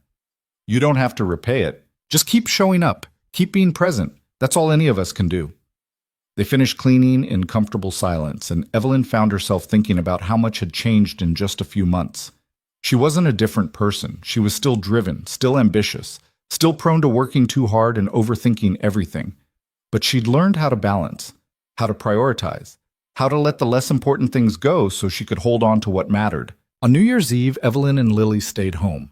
They made hot chocolate, watched the countdown on TV with captions, and at midnight they went outside to watch the neighbors' fireworks. Lily couldn't hear the explosions, but she could see the colors blooming across the sky, and her face was radiant with wonder. "Make a wish," Evelyn signed. "What should I wish for?" "Whatever you want." Lily thought about it, her face scrunched in concentration. Then she signed, "I wish for more days like this. Just you and me." "Me too." They stood there under the fireworks, hand in hand, and Evelyn felt something settle in her chest. Not contentment exactly, more like peace, the kind that comes from knowing you're exactly where you're supposed to be. January brought rain and the kind of cold that seeped into your bones no matter how many layers you wore. Evelyn stood at her office window on the third Monday of the month, watching water stream down the glass, and thought about the board meeting she'd just left. They'd offered her a promotion. Chief Innovation Officer, a newly created position that would put her at the very top of the company's leadership structure. More money, more influence, more everything. She told them she needed time to think about it. Her phone buzzed. A text from Lily's school. Parent conference requested, "Can you meet Thursday at 3 p.m.? Evelyn's stomach tightened. She typed back, "Is everything okay?" "Everything's fine. Ms. Martinez just wants to discuss Lily's progress." "Progress? That was good, right?" Evelyn confirmed the meeting and tried to focus on the contract review in front of her, but her mind kept drifting. 6 months ago, a call from the school would have sent her into a panic spiral. Now it just made her curious. And maybe a little bit proud that they knew to reach out to her directly instead of assuming she'd be too busy. Thursday arrived gray and drizzly. Evelyn left work at 2:30, which meant missing the tail end of a strategy session, but her team had learned to work around her schedule. Nobody questioned it anymore when she blocked off time for Lily. It had become normal. Ms. Martinez was waiting in her classroom, sitting at one of the tiny student desks with her hands folded. She smiled when Evelyn walked in. "Thank you for coming." "Of course. What's going on with Lily?" "Nothing bad, I promise. Actually, I wanted to share something with you." She pulled out a folder and opened it. Inside were drawings, essays, math worksheets. All of Lily's work from the past few months. "Look at these." Evelyn leafed through the pages. The drawings were more detailed than they used to be, full of color and life. The essays were longer, more confident. One was about visiting the aquarium with her mom. Another was about learning that mistakes were proof you were trying. "She's thriving," Ms. Martinez said. "Her grades have always been good, but her engagement has completely changed. She raises her hand in class now. She volunteers to help other students. She talks about her family with pride instead of sadness." Evelyn felt her throat tighten. "That's good." "It's more than good. It's remarkable." Miss Martinez leaned forward. "I don't know what changed at home, but whatever you're doing, keep doing it. Because Lily is becoming the child I always knew she could be. I'm just showing up. That's everything." When Evelyn picked Lily up that afternoon, her daughter was arguing with Emma near the cubbies. Not fighting exactly, but having an intense debate that involved a lot of hand-waving and exaggerated facial expressions. Emma was trying to sign something back, getting it mostly wrong but trying hard. Lily saw Evelyn and signed a quick goodbye to Emma, then bounded over. "Mom, can Emma come over this weekend? We want to work on a project together." Evelyn blinked. Lily had never asked to have a friend over before. "What kind of project?" "We're making a video about what it's like to be deaf for the school's diversity week. Emma's going to film and I'm going to explain stuff." "That sounds great. Of course she can come over." Lily's face lit up. She turned back to Emma and signed something that made the other girl jump up and down with excitement. On the drive home, Lily chattered about the project. Her hands moving so fast, Evelyn had to ask her to slow down twice. And we're going to show what it's like when people talk too fast, and when they turn their backs so I can't see their lips, and when they get annoyed that they have to repeat themselves. That sounds like important stuff to share. Miss Martinez said it'll help the other kids understand better, and maybe they'll learn some signs too. I think that's wonderful. Do you think you could help us? Like, be in the video? Evelyn glanced at her. Me? Yeah. We want to show what good communication looks like and what bad communication looks like. And you're good at it now. The compliment hit Evelyn square in the chest. I'm not that good. You're good enough. And you're my mom. That's what matters. So that Saturday, Emma came over with her mom's old video camera, and the three of them spent the afternoon making a 10-minute documentary about deaf awareness. They filmed examples of Evelyn signing clearly versus speaking without facing Lily. They showed how to get Lily's attention without startling her. They demonstrated basic signs that anyone could learn. Emma narrated in a serious voice that made her sound much older than 8, while Lily demonstrated and Evelyn tried not to look awkward on camera. At one point, they had to redo a scene 5 times because Evelyn kept accidentally signing elephant instead of important, which sent both girls into fits of giggles. When Emma's mom came to pick her up, she pulled Evelyn aside. Thank you for doing this. Emma's been talking about Lily nonstop since they became friends. She's learning so much. Lily's the one teaching her. I'm just the assistant. Still, it's nice to see them together. Emma's never had a friend quite like Lily before. After they left, Evelyn found Lily in her room, editing the video on her tablet. She sat down on the bed and watched over her daughter's shoulder. You did really good today, Evelyn signed. You did good too, even though you kept messing up. I can't help it. Elephants and important things look very similar. Lily grinned. No, they don't? To me, they do. They sat in comfortable silence while Lily added captions to the video. Then, without looking up, Lily signed, Mom, can I ask you something? Always. Do you ever wish I was different, like not deaf? The question punched the air from Evelyn's lungs. She thought about lying, about saying all the right things, but Lily deserved the truth. I used to, she signed slowly. When you were little, I wished I could fix it. Make you hearing, make everything easier. She paused. But I don't wish that anymore. Why not? Because if you were different, you wouldn't be you. And I love you exactly as you are. Lily's eyes filled with tears. Really? Really, you're smart and brave and creative and kind. You see the world in ways I never could. You taught me a whole new language just by being yourself. Evelyn reached over and tucked a strand of hair behind Lily's ear. I'm sorry I didn't see that sooner, but I see it now. Lily set down the tablet and hugged her, and Evelyn held on tight, thinking about all the conversations they'd missed, all the years they'd spent on opposite sides of that black line. But they were here now, together. And that was what mattered. The following week, Crosstech held its annual company gala. Evelyn had been dreading it, remembering the last one where everything had started. But this year was different. This year, she wasn't going alone. Are you sure about this? Lily signed in the car on the way there. She was wearing the same blue dress, now slightly too short, but still her favorite. Positive, I want you there. What if I get bored? Then we'll leave early.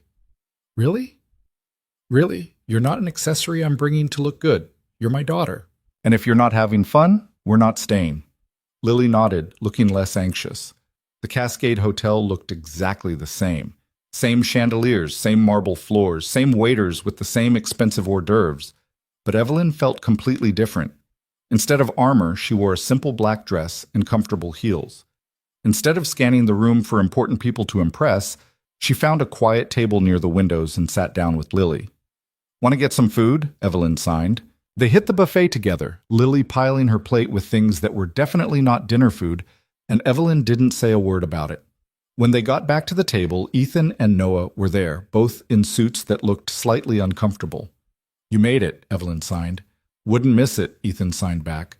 Besides, Noah wanted to see if the desserts were as good as you said.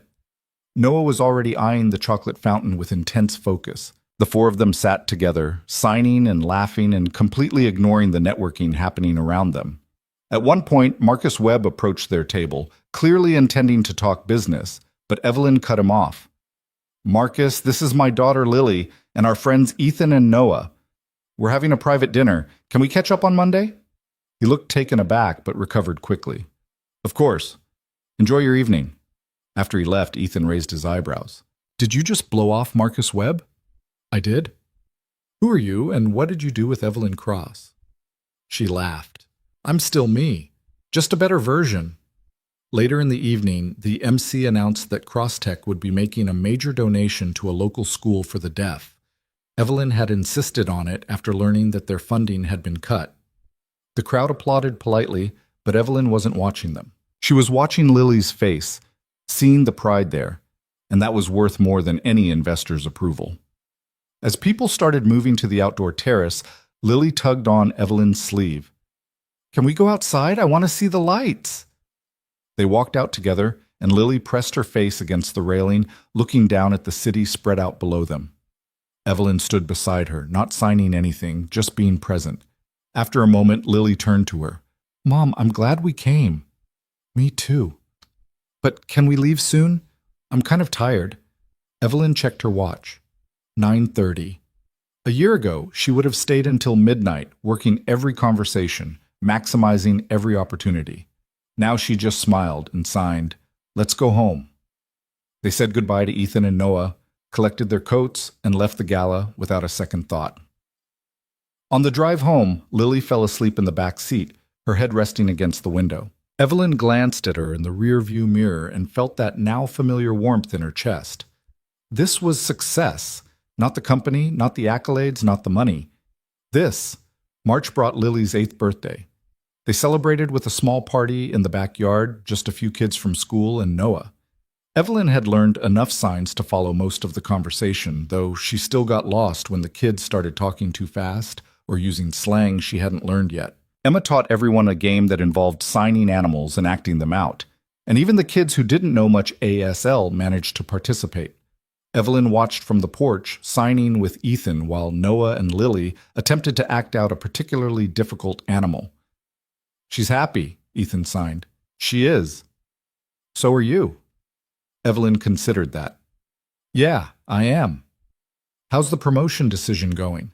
Evelyn had told him about the Chief Innovation Officer position a few weeks ago. I turned it down. Really? The hours would have been insane. More travel, more responsibility, more time away from Lily. I didn't want that. Any regrets? None. Well, maybe some.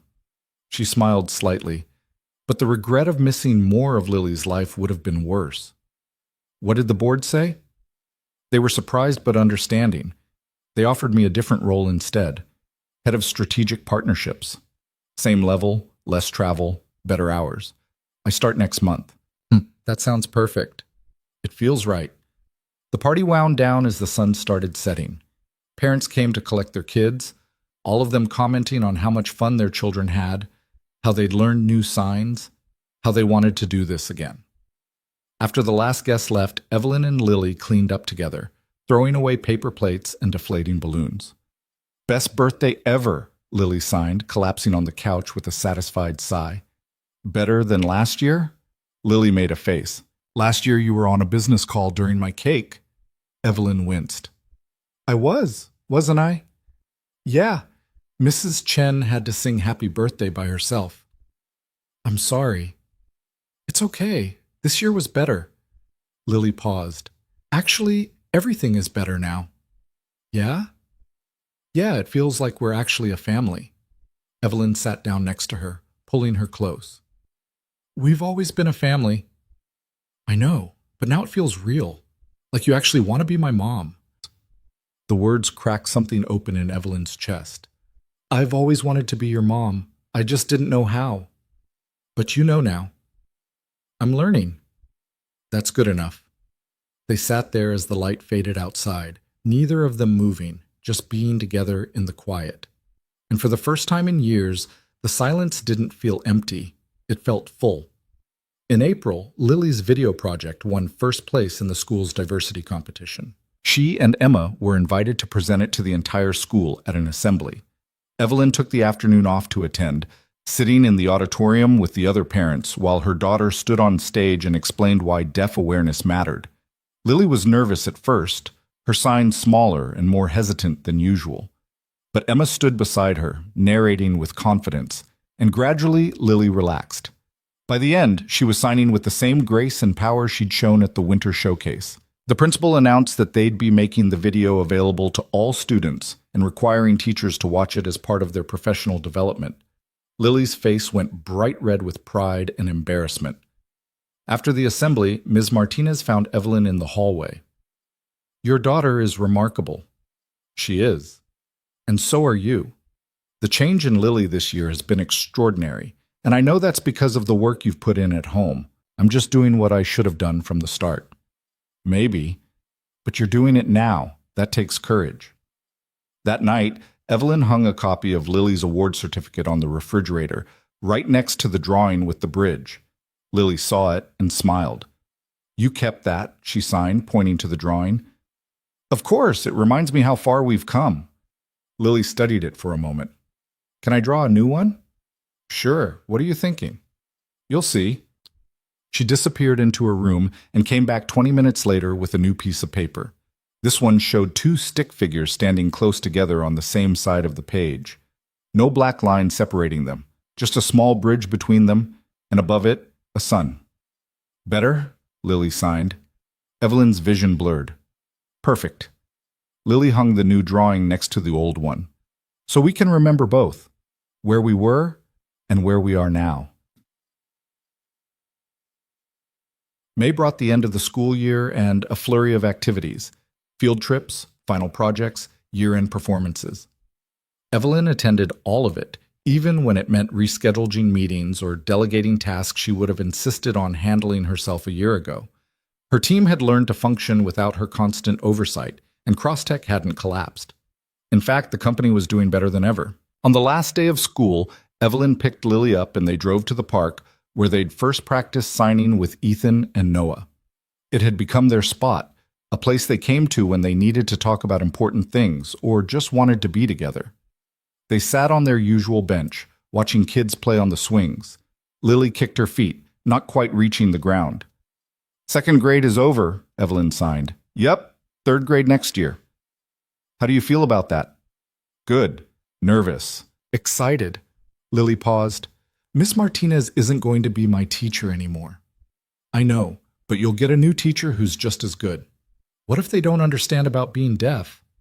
"Then we'll help them understand. Together." Lily nodded, looking reassured.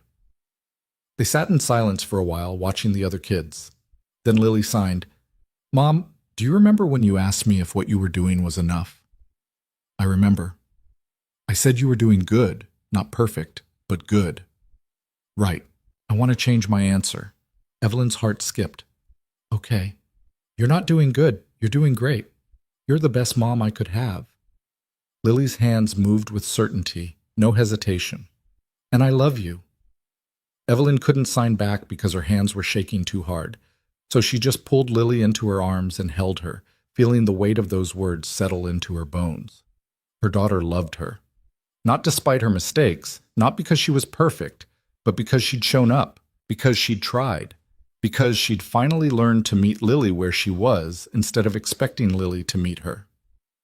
"I love you too," Evelyn signed when she could finally move her hands again. "So much." They stayed at the park until the sun started setting, painting the sky in shades of orange and pink that needed no sound to be beautiful. On the drive home, Lily asked if they could stop for ice cream, and Evelyn said yes, even though it was almost dinner time, because some moments were worth breaking the rules for. At the ice cream shop, they ran into Ethan and Noah. Completely by accident, or maybe not, because there were only so many ice cream places in their neighborhood. The four of them sat at an outdoor table, signing and laughing and making plans for summer. "Beach trip?" Ethan suggested. "Yes," Noah signed emphatically. Lily looked at Evelyn with hopeful eyes. "Absolutely," Evelyn signed. "When should we go?" They spent the next 20 minutes planning, debating hotels versus camping, whether to go for a weekend or a whole week, what activities they wanted to do. It felt natural, easy, like they'd been doing this forever instead of just a few months. When they finally said goodbye, Noah and Lily exchanged an elaborate handshake they'd invented, all intricate movements and perfectly timed gestures. Ethan watched them with a soft smile. Sarah would have loved this, he signed to Evelyn. Loved what? Seeing Noah this happy. Seeing him with a friend who really gets him. He paused. And seeing you figure this out. She always said the hardest part of being deaf wasn't the silence. It was the loneliness. The feeling that nobody was willing to learn your language. Lily's not lonely anymore. Neither is Noah, or you for that matter. Evelyn thought about that. A year ago, she'd been drowning in work and isolation, surrounded by people but completely alone. Now she had Lily, really had her, and she had Ethan and Noah, this unexpected family that had formed in the gaps of her old life. Thank you, she signed, for everything. Stop thanking me. You did the work. But you showed me it was possible. That's what friends do. Friends. The word felt right. Warm. Real. Summer arrived with bright sunshine and endless possibilities. Evelyn took 2 weeks off, the longest vacation she'd had since founding Crosstech. She and Lily spent their days at the pool, at museums, at the library. They took that beach trip with Ethan and Noah, renting a house right on the sand and spending a week building sandcastles and collecting shells and watching the sunset over the water. One evening, while the kids were down by the shore looking for crabs, Ethan and Evelyn sat on the porch with glasses of wine. Can I tell you something? Evelyn signed.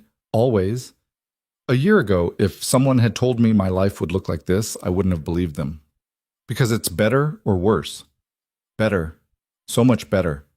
She watched Lily splash in the shallow water, her laughter silent but her joy unmistakable. I thought success meant building an empire, making money, being respected in my industry. And those things are nice, but they're not what matters. What matters? This, her, being the person my daughter needs me to be. That's the hardest job in the world. And the most important. They sat in comfortable silence, watching the sun paint the ocean gold. After a while, Ethan signed, You know what Sarah used to say about parenting? What? She said it's not about being perfect. It's about showing up every day and trying again, even when you fail, especially when you fail. I failed a lot. We all have, but you're still here, still trying. That's what counts. When they returned home from the beach, Evelyn found a letter waiting from Crosstech's board. They wanted her to speak at the annual shareholder meeting about work-life balance and the importance of family. Apparently, her new approach had inspired several other executives to set better boundaries, and productivity had actually increased across the company. She said yes, but only if she could bring Lily. The shareholder meeting was in August, held in a conference center downtown. Evelyn stood at the podium in her best suit, looking out at hundreds of faces, and felt Lily's hand in hers. Her daughter stood beside her, wearing a dress she'd picked out herself, looking both nervous and proud. A year ago, Evelyn began, and the interpreter signed along. I was working 80-hour weeks. I told myself I was doing it for my daughter, to give her a better life. But I was lying. I was doing it because I was scared of being a bad mother, scared of admitting I'd made mistakes, scared of being vulnerable. The room was silent except for the rustle of papers and the interpreter's hands moving through the air. My daughter is deaf. For 7 years, I didn't learn sign language. I told myself I was too busy, that I'd do it later, that there were more important things to handle first. And my daughter spent 7 years feeling invisible in her own home.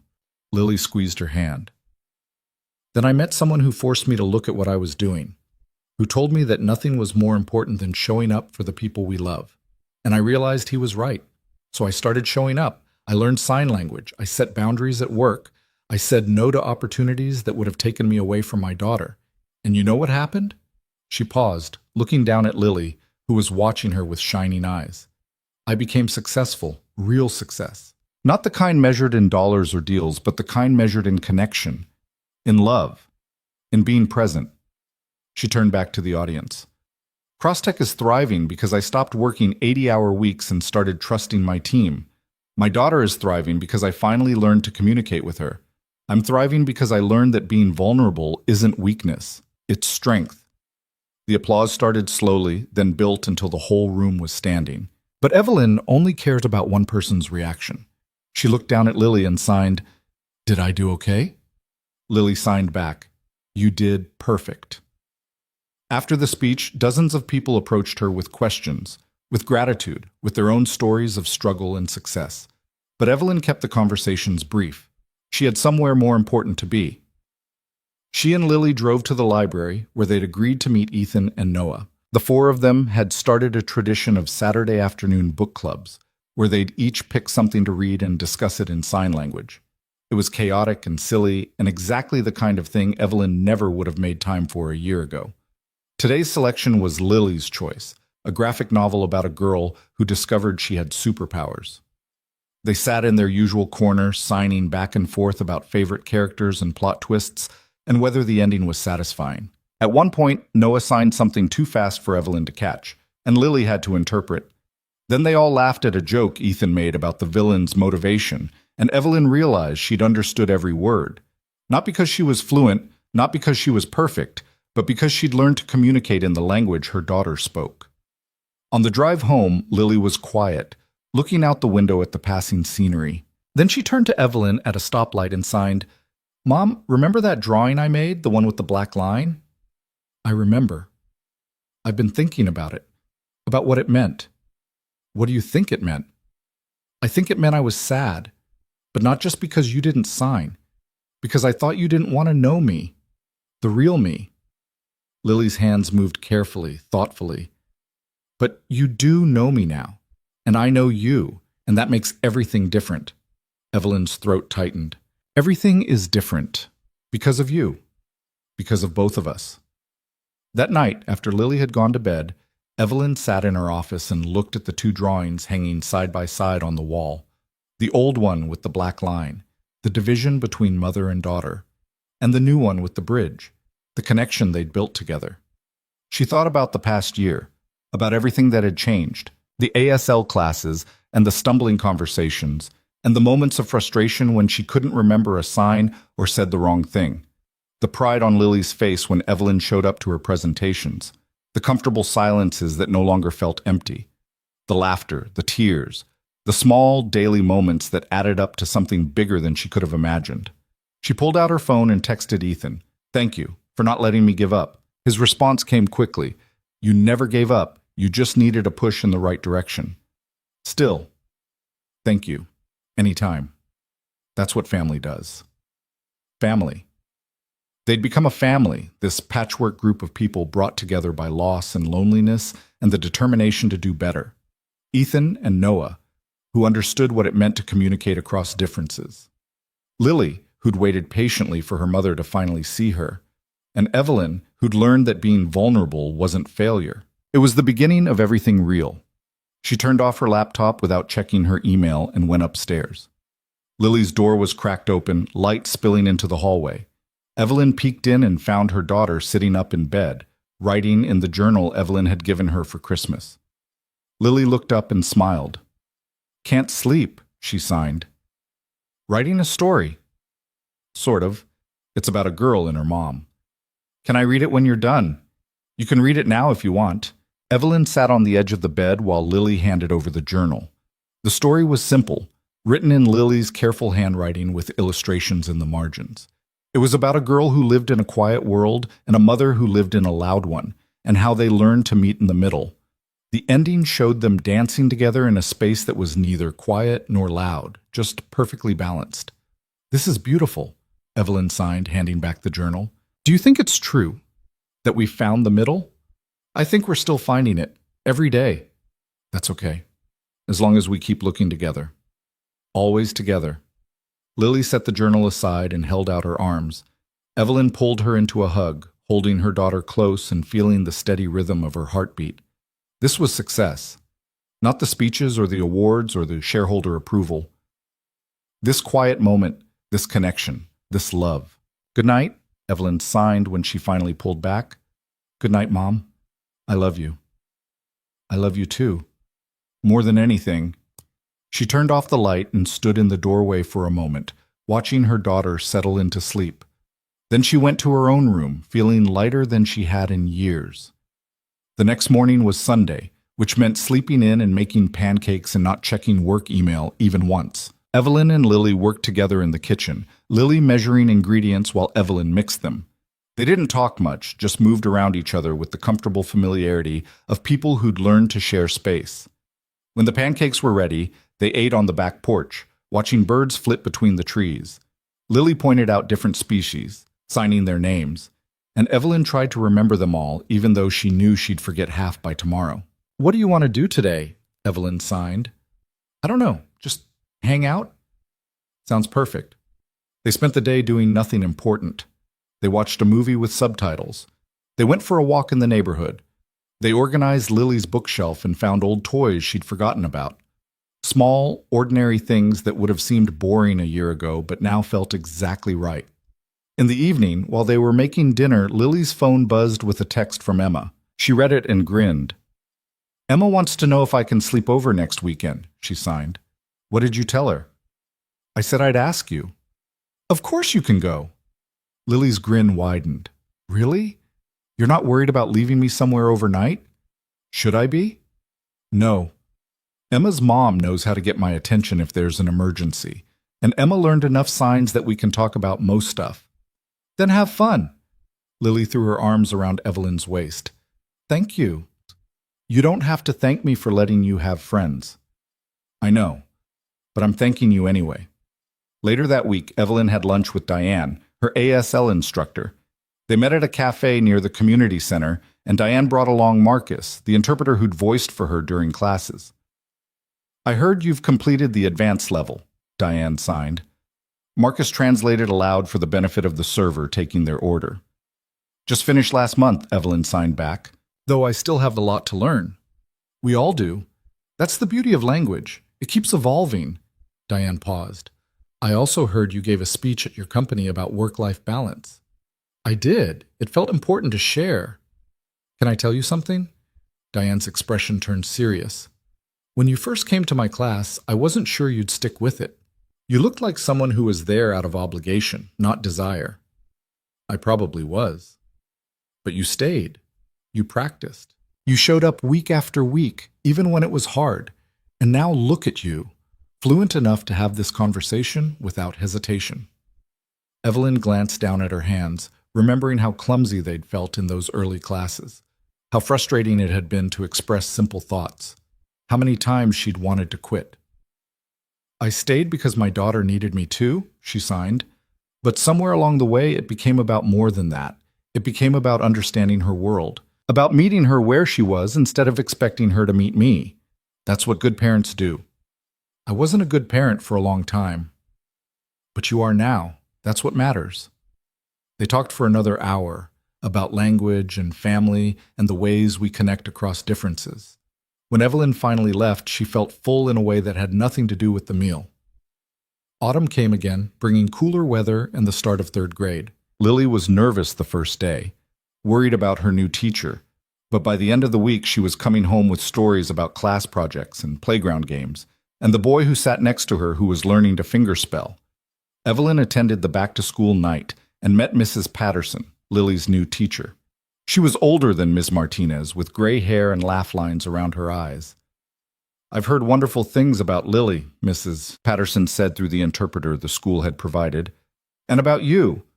Miss Martinez told me how much progress you've made with sign language. I'm still learning. We all are. But the important thing is that Lily knows you're trying. That makes all the difference."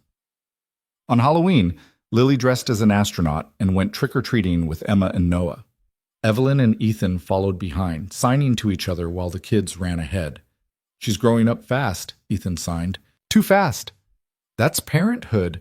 You blink and suddenly they're not babies anymore." Evelyn watched Lily laugh at something Noah signed, her face bright with joy. "I'm glad I'm not missing it anymore." "Me too." November brought Thanksgiving, which they spent at Evelyn's house.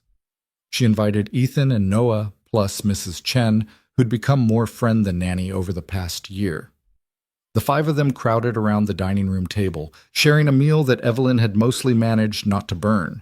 Before they ate, Lily asked if they could go around the table and share what they were thankful for. Mrs. Chen went first, signing with the fluency she'd been developing since Evelyn started her classes. "I'm thankful for this family and for being part of it." Noah signed next. "I'm thankful for Lily teaching me that being different is cool." Ethan smiled. I'm thankful for second chances, and the people who push us to take them. Then it was Evelyn's turn. She looked around the table at these people who'd become her family and felt emotion well up in her chest. I'm thankful for my daughter, she signed, her hands steady and sure. For her patience while I learned to be the mother she deserved. For her forgiveness. For her love. And for teaching me that showing up is the bravest thing we can do. Lily wiped her eyes and signed. I'm thankful for my mom, for learning my language, for being here, for loving me enough to change. They ate dinner in a mix of sign and speech and laughter, and Evelyn thought about how different this was from last Thanksgiving, when she'd worked through the holiday and barely spoken to Lily at all. How far they'd come. How much had changed. December arrived with the first snow.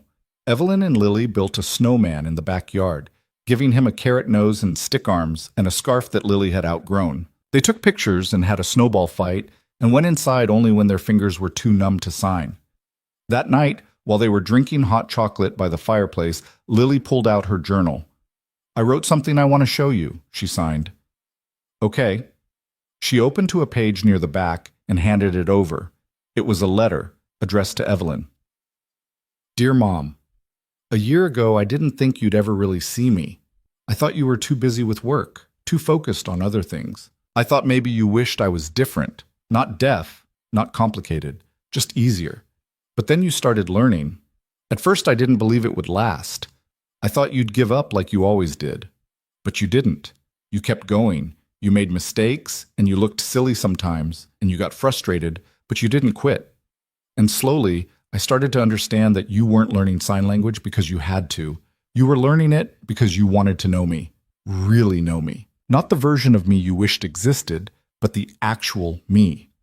Now, when I come home, you ask about my day and actually understand my answer. You go to my school things even when you have meetings. You laugh at my jokes even when they're not funny. You're not perfect, but you're trying. And that's all I ever wanted. Thank you for seeing me, Mom. Thank you for learning my language. Thank you for showing up. I love you. Lily. Evelyn read it twice, tears streaming down her face. When she looked up, Lily was watching her with anxious eyes. Is it okay that I wrote that? She signed. Evelyn set the journal aside and pulled Lily into her arms. It's more than okay. It's perfect. You're perfect. They held each other while snow fell outside and the fire crackled in the hearth, and Evelyn felt a completeness she'd never experienced before. This was home. Not the house or the furniture or the expensive things she'd bought to fill the emptiness. This feeling, this connection, this love. On Christmas morning, they opened presents slowly, savoring each one. Evelyn gave Lily a telescope for stargazing and a set of books about constellations. Lily gave Evelyn a framed photo of the two of them from the winter showcase, both of them signing, both of them smiling. I love it, Evelyn signed. Where should we hang it? My room, so I can see it every day. They hung it on the wall next to Lily's bed, right where she'd see it first thing every morning. And looking at it, Evelyn felt grateful for every stumble, every mistake, every moment of awkwardness that had led them here. That afternoon, they video called Ethan and Noah, who were spending Christmas with Ethan's sister. The four of them signed back and forth, showing off presents and making plans for New Year's. Same place as last year? Ethan signed. Your house, watching the fireworks? Sounds perfect, Evelyn signed back. And it was perfect. Not flawless, not without complications, but real and messy and full of love. The kind of perfect that came from showing up every day and trying again. When the call ended, Evelyn and Lily made dinner together, working side by side in comfortable silence. They ate in the living room, watching snow fall outside, and talked about the year that was ending and the one that was beginning. What do you want for next year? Evelyn signed. Lily thought about it. More days like this, just us, being together. That's what I want too. And maybe we could get a dog? Evelyn laughed. We'll talk about it. That means yes, right? It means maybe. I'll take maybe. As night fell and the house grew quiet, Evelyn found herself in Lily's room again, looking at the drawings on the wall. The old one with the black line and the new one with the bridge. She thought about adding a third one, showing how far they'd come. But maybe these two were enough. A reminder of where they'd been and what they'd built together. She turned to leave and found Lily standing in the doorway, watching her. Can't sleep? Evelyn signed. Not yet. I was thinking. About what? About how different everything is now. How much better. Me too. Lily walked over and stood beside her mother, both of them looking at the drawings. I'm glad you learned to talk to me, Mom. I'm glad I finally listened. They stood there in silence, and Evelyn realized the quiet no longer felt empty or isolating. It felt full of possibility, of connection, of all the conversations they'd have and all the moments they'd share. Because silence wasn't the absence of communication. It was just a different kind of language. And Evelyn had finally learned to speak it. I love you, she signed. I love you too, Lily signed back. And in that moment, standing in her daughter's room with their hands moving through the space between them, Evelyn understood what success really meant. Not building an empire or impressing investors or climbing to the top of her industry. Success was this: being present, being seen, being loved. It was choosing connection over perfection. It was showing up every single day and trying again. It was learning that the bravest thing you could do was admit you'd been wrong and work to make it right. And it was knowing that love wasn't something you spoke.